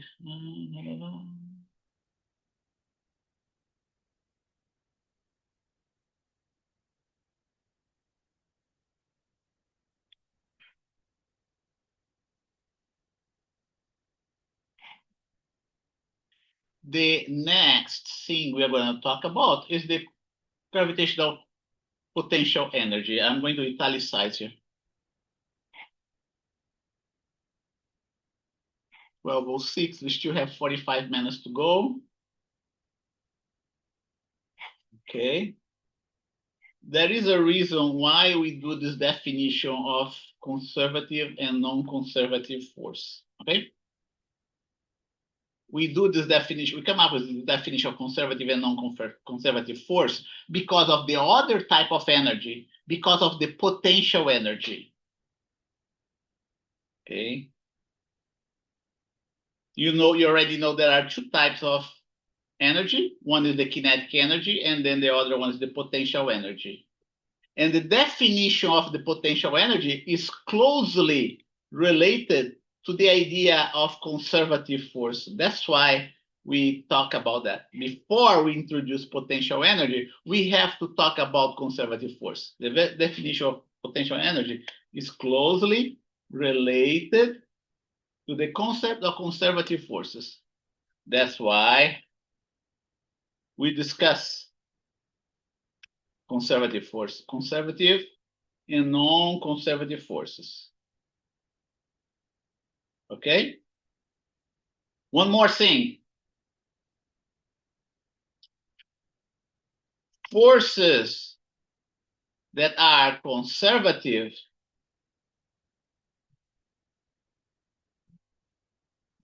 comma, they are associated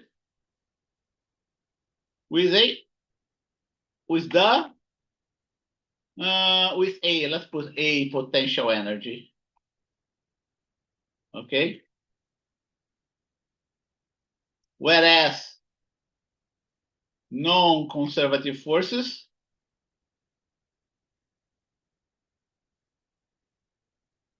have no potential energy associated with them. No potential energy associated with them. Okay?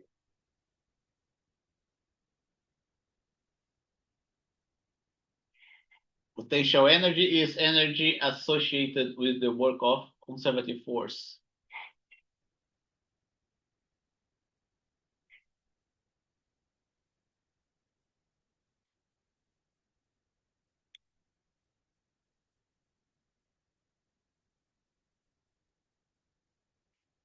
Already mentioned, here you go, conservative forces, right? Let's talk about, I'm going to repeat what I repeated before. Okay. Conservative forces.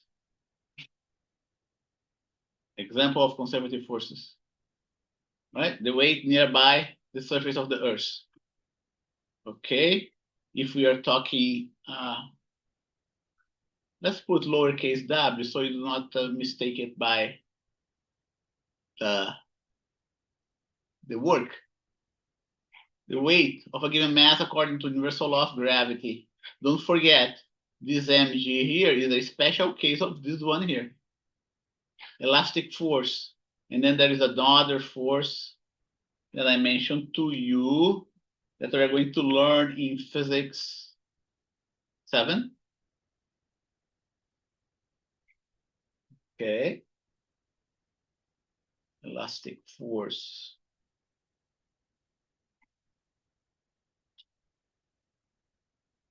Oh gosh, here you go. Elastic force is like that.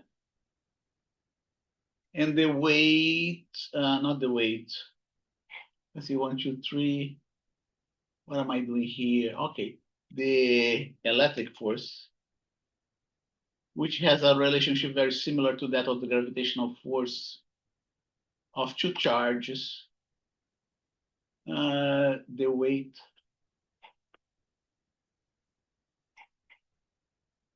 the electric force between two electric charges.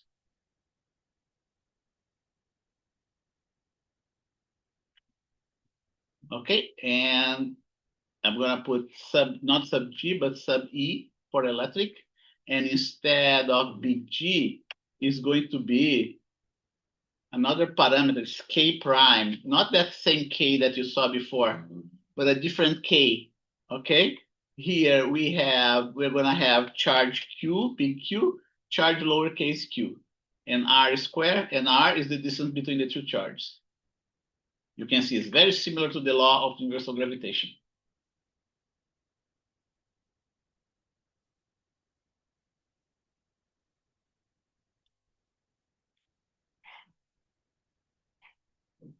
Unless I tell you otherwise, all forces will be non-conservative unless I tell you, but you must know that by heart. Okay, you must know by heart that those 4 are conservative. So let's go back to the work kinetic energy and let's see how we can use this idea of conservative forces. Now, let us see how we can use this idea of conservative forces to solve problems. Okay, we start with the work kinetic energy theorem. Recall the work kinetic energy theorem. Don't forget that, right? The work done by the net force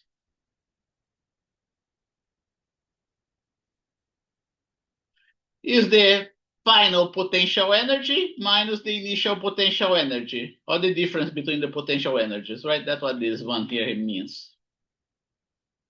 But the net potential energy can be broken down into the different types of forces, right? The work done by the net force can be broken down into the work done by different forces. So let's say the work done by the contact force plus the work done by the non-contact force. Non-contact force.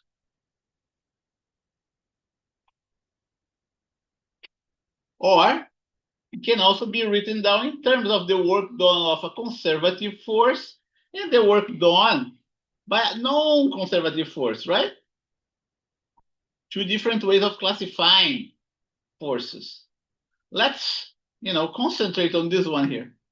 Conservative and non-conservative forces. And let's see how we can play with this type of relationship.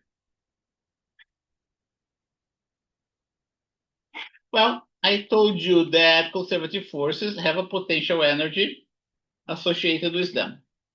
And now we need to define a potential energy, how the potential energy is defined in a useful way, right? And the way we define potential energy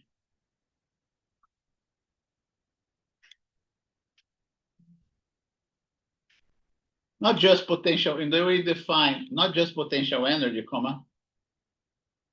but difference in potential energy is in terms of the work done by a conservative force. Okay?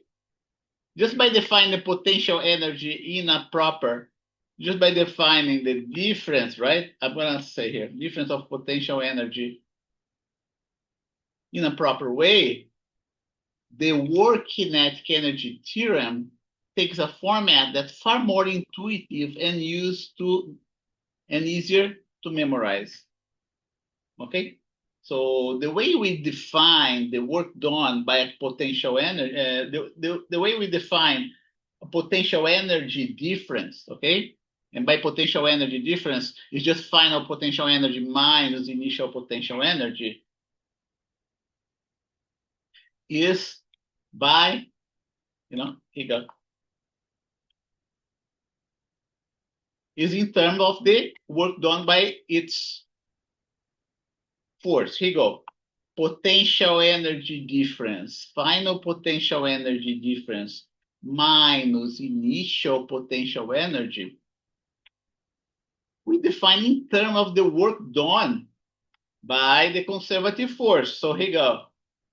I had conservative force here, right?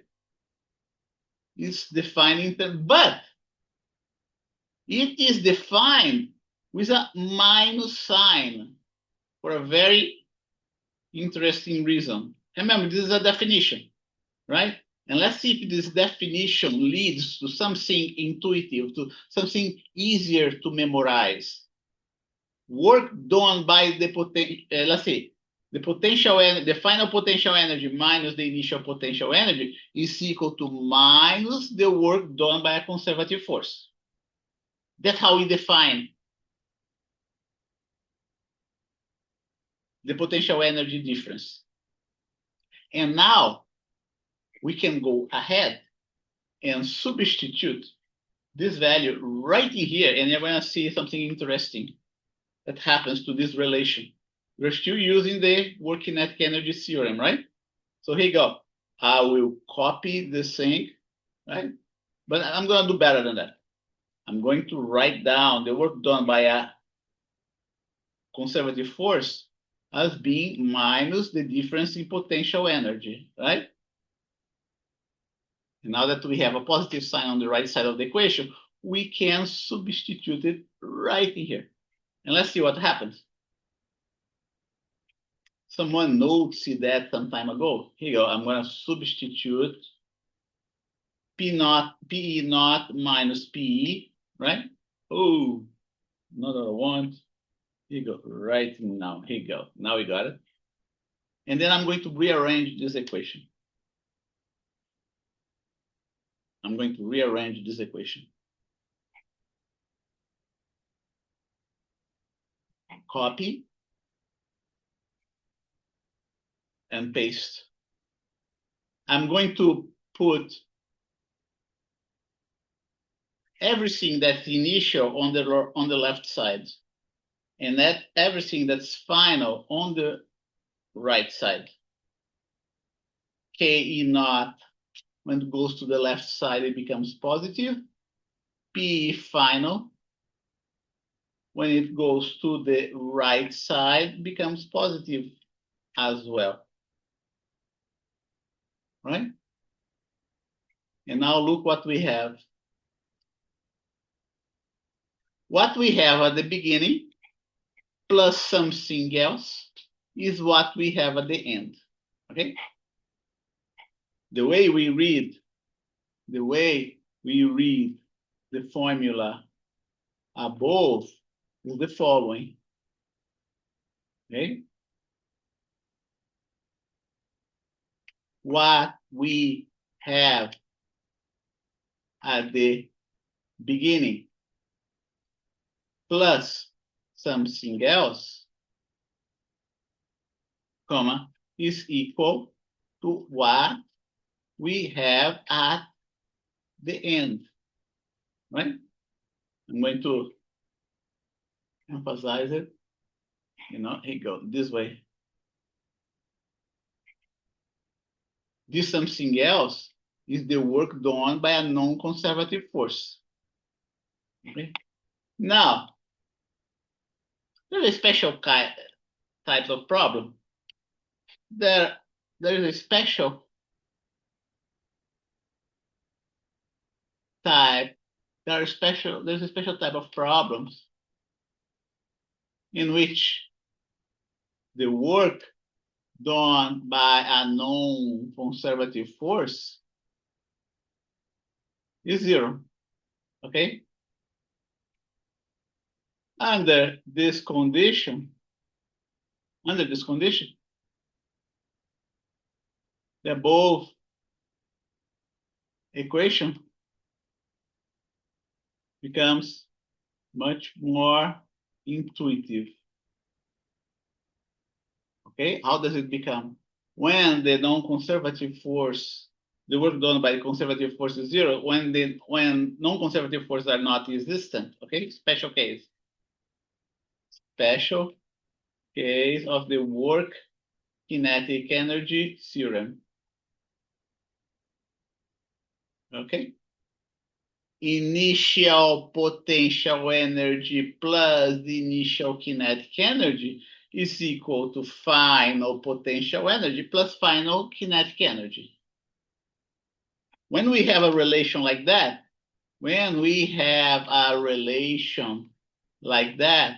like the above, we say that the sum of the parameters PE plus KE, the sum of the parameters PE plus KE, is conserved, okay? Is conserved. And conservation has a very important meaning here. And conservation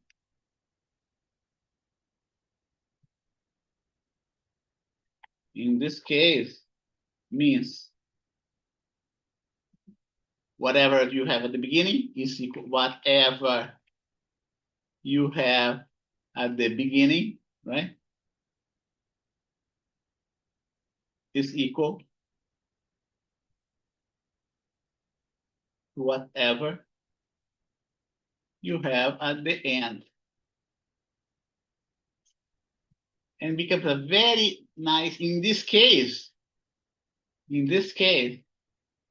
this whatever is called the sum of potential energy with the kinetic energy is called the mechanical energy, which abbreviated by the letter E, okay? So now we can here write the above equation as being initial mechanical energy is equal to final mechanical energy. Basically, we're saying that, we are saying that mechanical energy is conserved. Okay?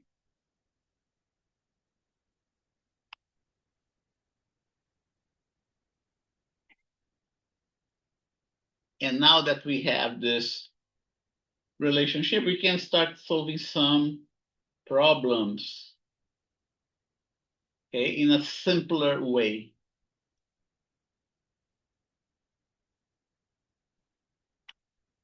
Don't forget, we are using words in a way that's not we use the day-to-day life, right?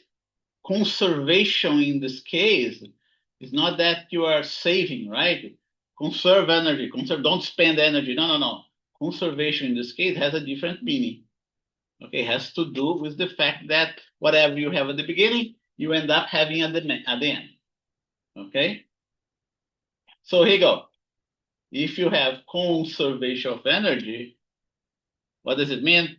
Energy at the beginning is equal to the energy at the end.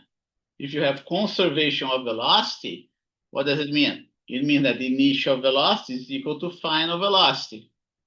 If you have conservation of acceleration, what does it mean? It means that the initial acceleration is equal to final acceleration, and so on.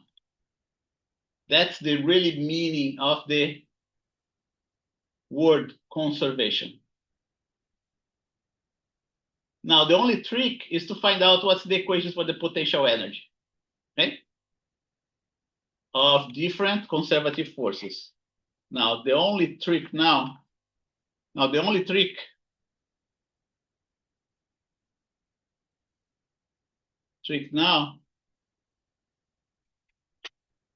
is to find what are the equations for the different potential energies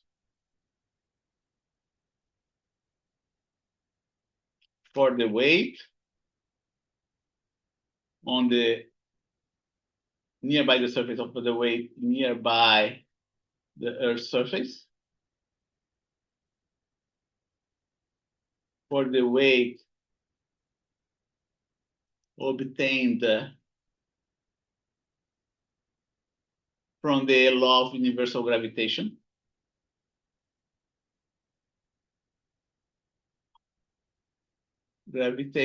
and the elastic force. Those are the three that we are going to worry about. We don't have to worry about any other. Even the potential energy for the electric force, we don't have to worry about that. Now, we will worry about that in Physics 7, okay? The potential energy of the electric force will be covered in Physics 7, okay? So going back to the definition of potential energy difference, okay? Remember, the definition of potential energy difference is this one right in here.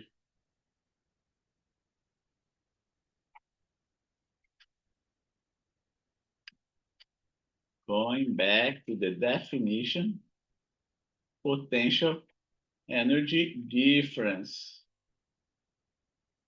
Pi final potential energy minus initial potential energy is equal to minus the work done by a conservative force. Okay? And consider this case, and then we're going to do that drawing again that you saw before.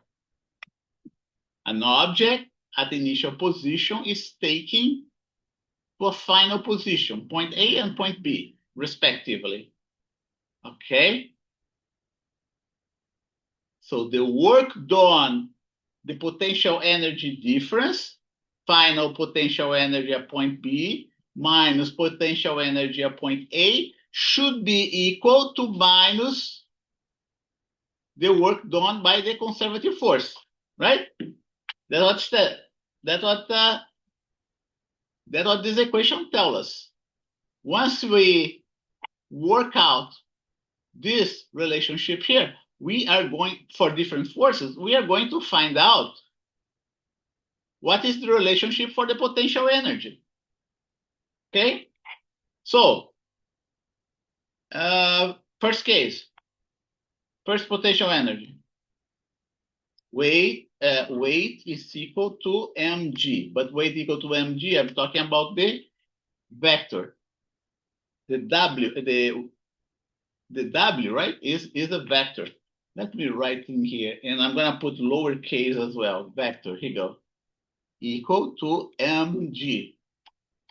Mg, g is the vector, m is a scalar. Did I copy my graph here? Let's see, yeah, I did.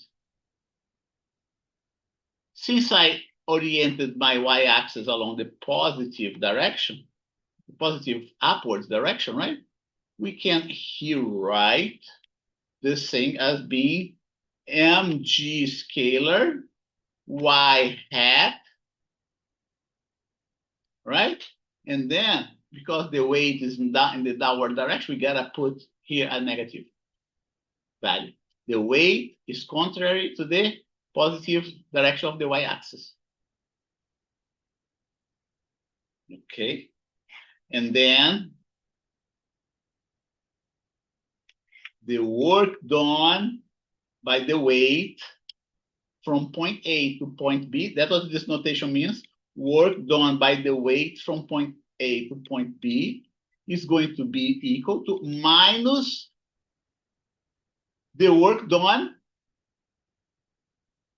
by the weight, right? Minus the work done by the weight. So here you go. The work done by the weight in this case is going to be, here you go, minus, let's see,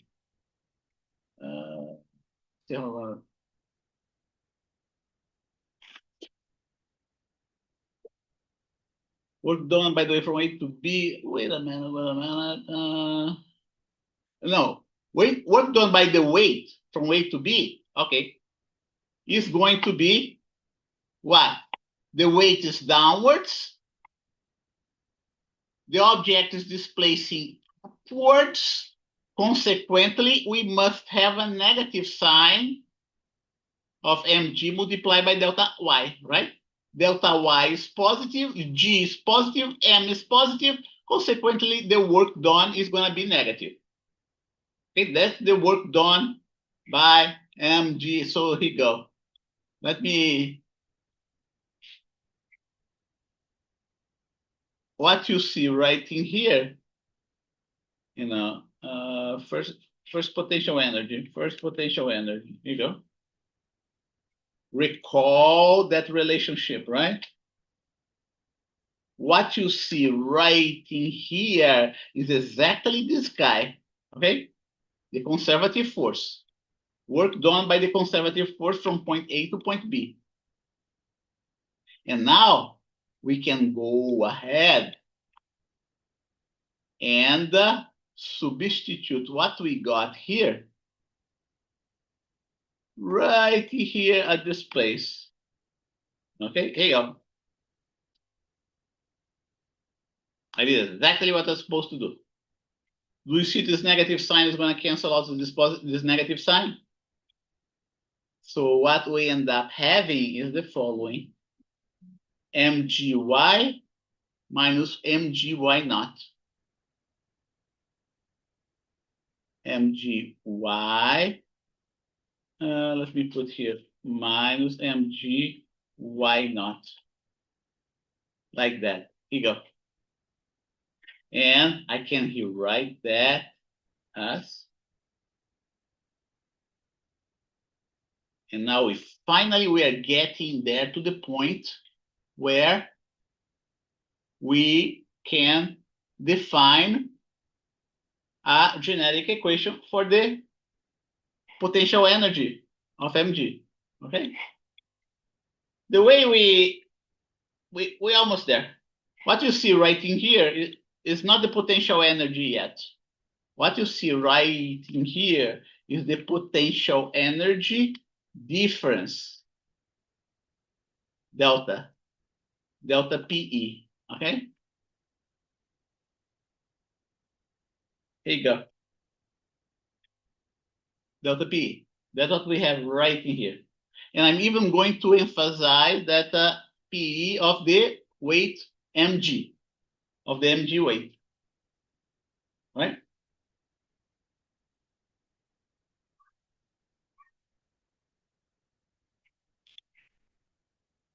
Well, we usually, to simplify this relation, and determine an equation for the potential energy, we usually transport the origin of our coordinate system to the initial position of the object. In other words, we make y naught equal to 0. That's what we do that. Y naught, we make it equal to 0. Okay? When we make y naught equal to 0,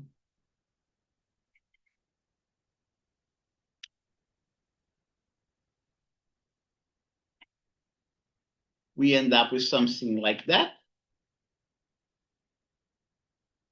Okay? And we define and we define PE naught as being equal to 0 as well. And now, okay, and now what happens? We get this final equation for the potential energy, a simplified equation for the potential energy, that's going to be mg times y, okay?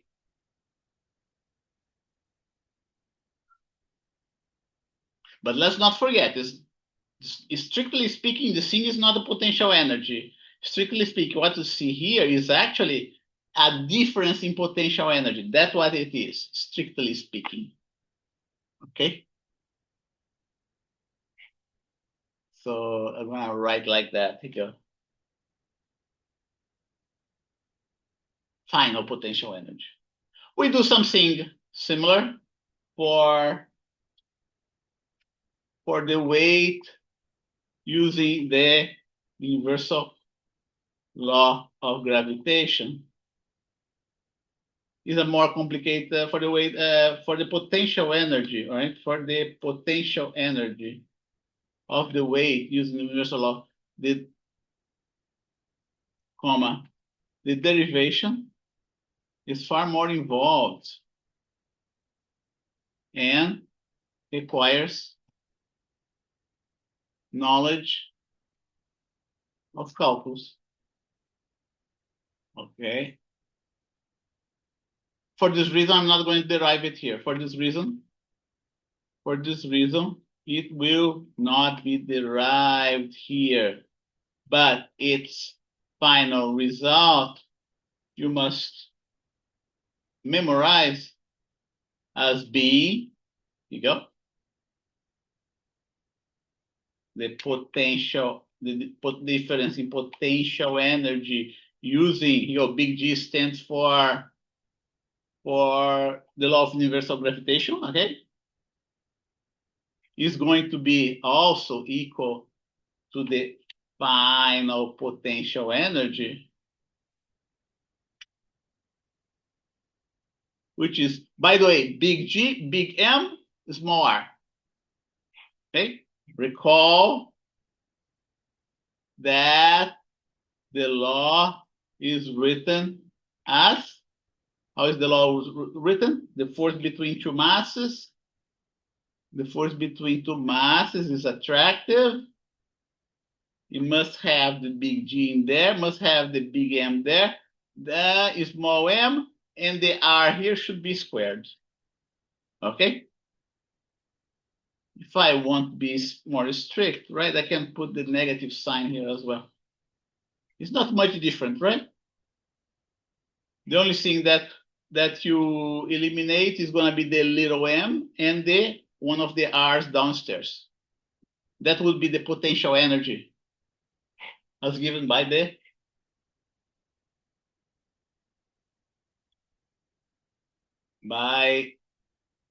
universal law of gravitation.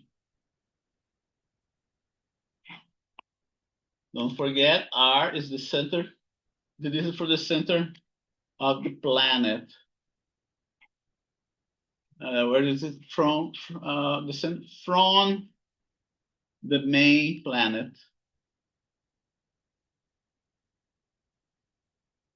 The above equation can be only derived using differential calculus. So the law is written down as.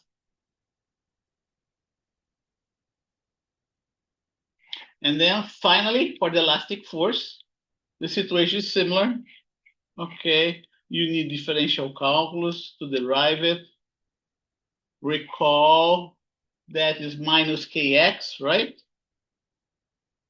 And what we end up having is half kx squared. Recall that the equation for the elastic force is that the equation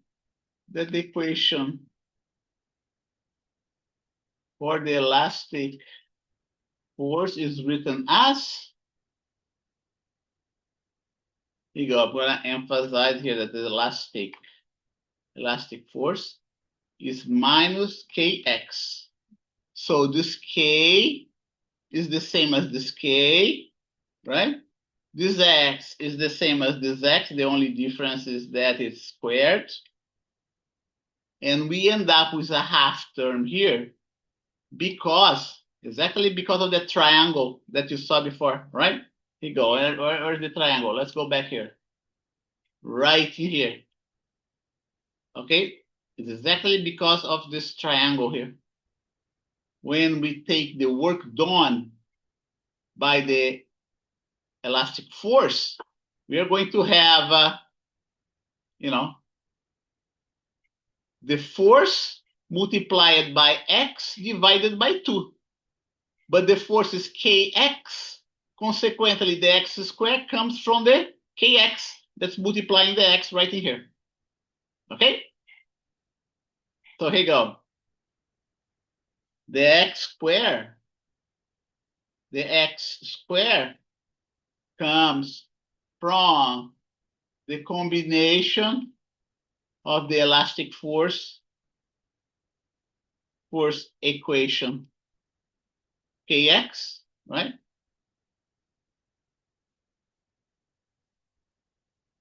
Times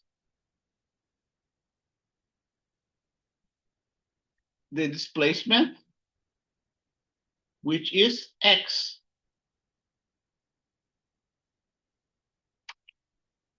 And the half comes from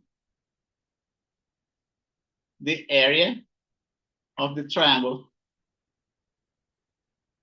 Okay? Can you memorize that? So 3 different conservative forces. And I want to write down here let's see if I can come up with a table so you can memorize that more easily. Insert table. 1, 2, 3, 4, 1, 2. Let's see. Let's see if we can do that. I might want to put another one.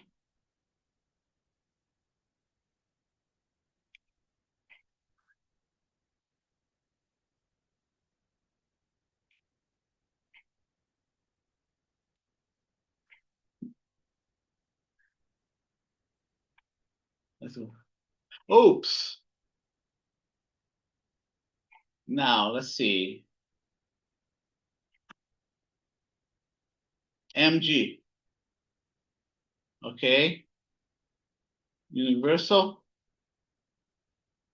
law of gravitation. What else? Universal law of gravitation. The next one is elastic force. Elastic forces, types of force. And the other one, electric force. Okay.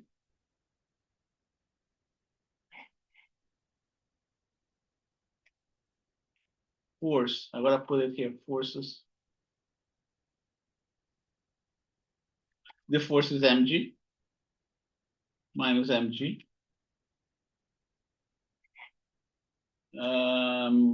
Weight near Earth. Let's put weight near Earth. It's better this way. Near Earth's surface.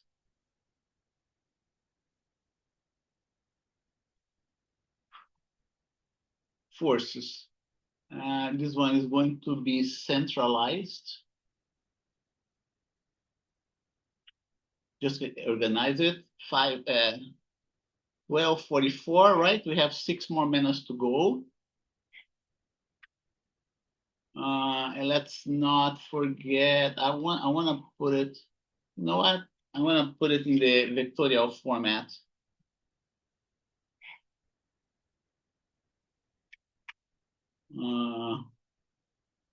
Yeah, I want to put in vectorial format like that. Better, right?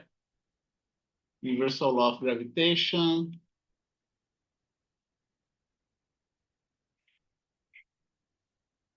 Where is my equation? This one here.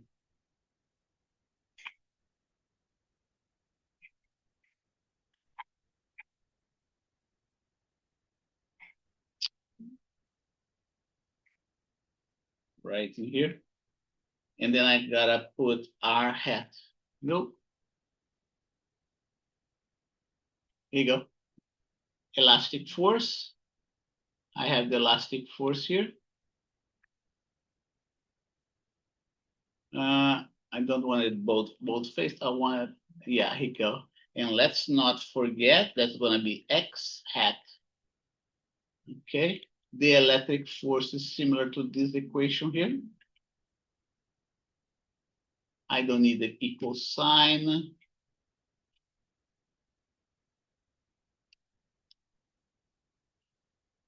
And here's gonna be plus k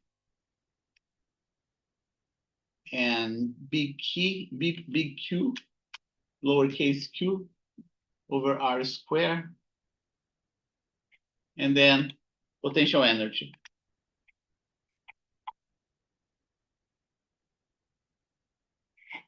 There are different relations for different potential energies. Oh, what the heck's going on here? Oh, it's so annoying, this computer of mine. I suspect it's the mouse. Yeah, let's both face it. Gotta find out what's going on here. Let's not forget, this is vectorial, right? I'm going to emphasize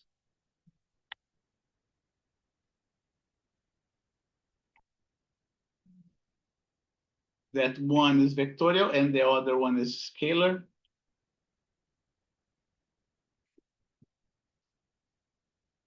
Both face it.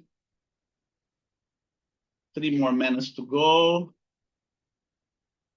Let's move it.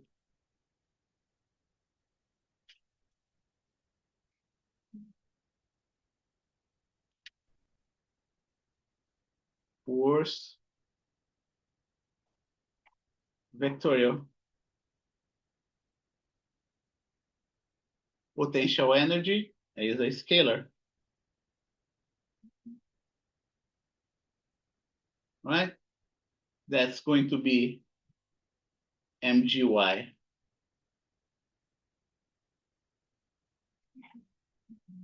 Here you go. That's going to be G minus G. Let's see what I did here. Let me double check. I'm suspecting that's going to be, let's see here.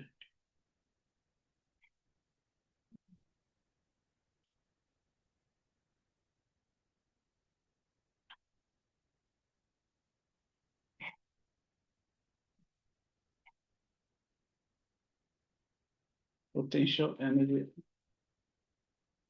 of the universal gravitation. Let's see. I want to make sure that there's no negative sign in there.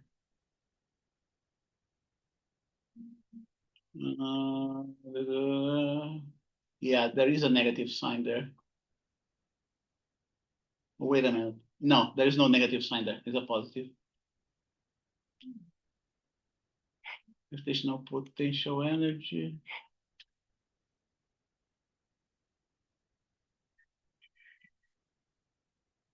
Oh yeah, there is a negative sign.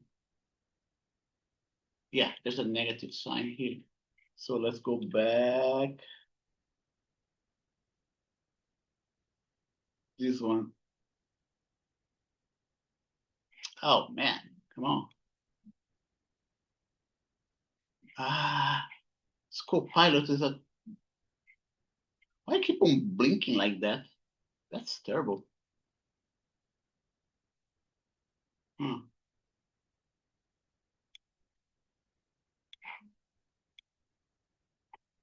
Good. I'm big M over R. The elastic is going to be half kx squared.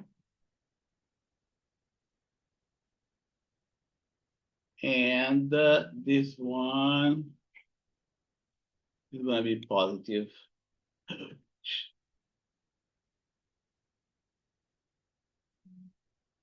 Okay, 1250. We are almost over. We're almost, no, we are over, right? Any questions about that? Okay, here you go. Those are the equations that we have here for the vector force and the potential energy. Vectorial force, right? And the scalar potential energy. We have office hours right now. If you want to hang around. So if you have any questions and want to hang around, I can help you out with your questions, okay? So I see you the day after tomorrow, and don't forget we have an exam the day after tomorrow. Thank you. Welcome. Professor, have a nice day. You too.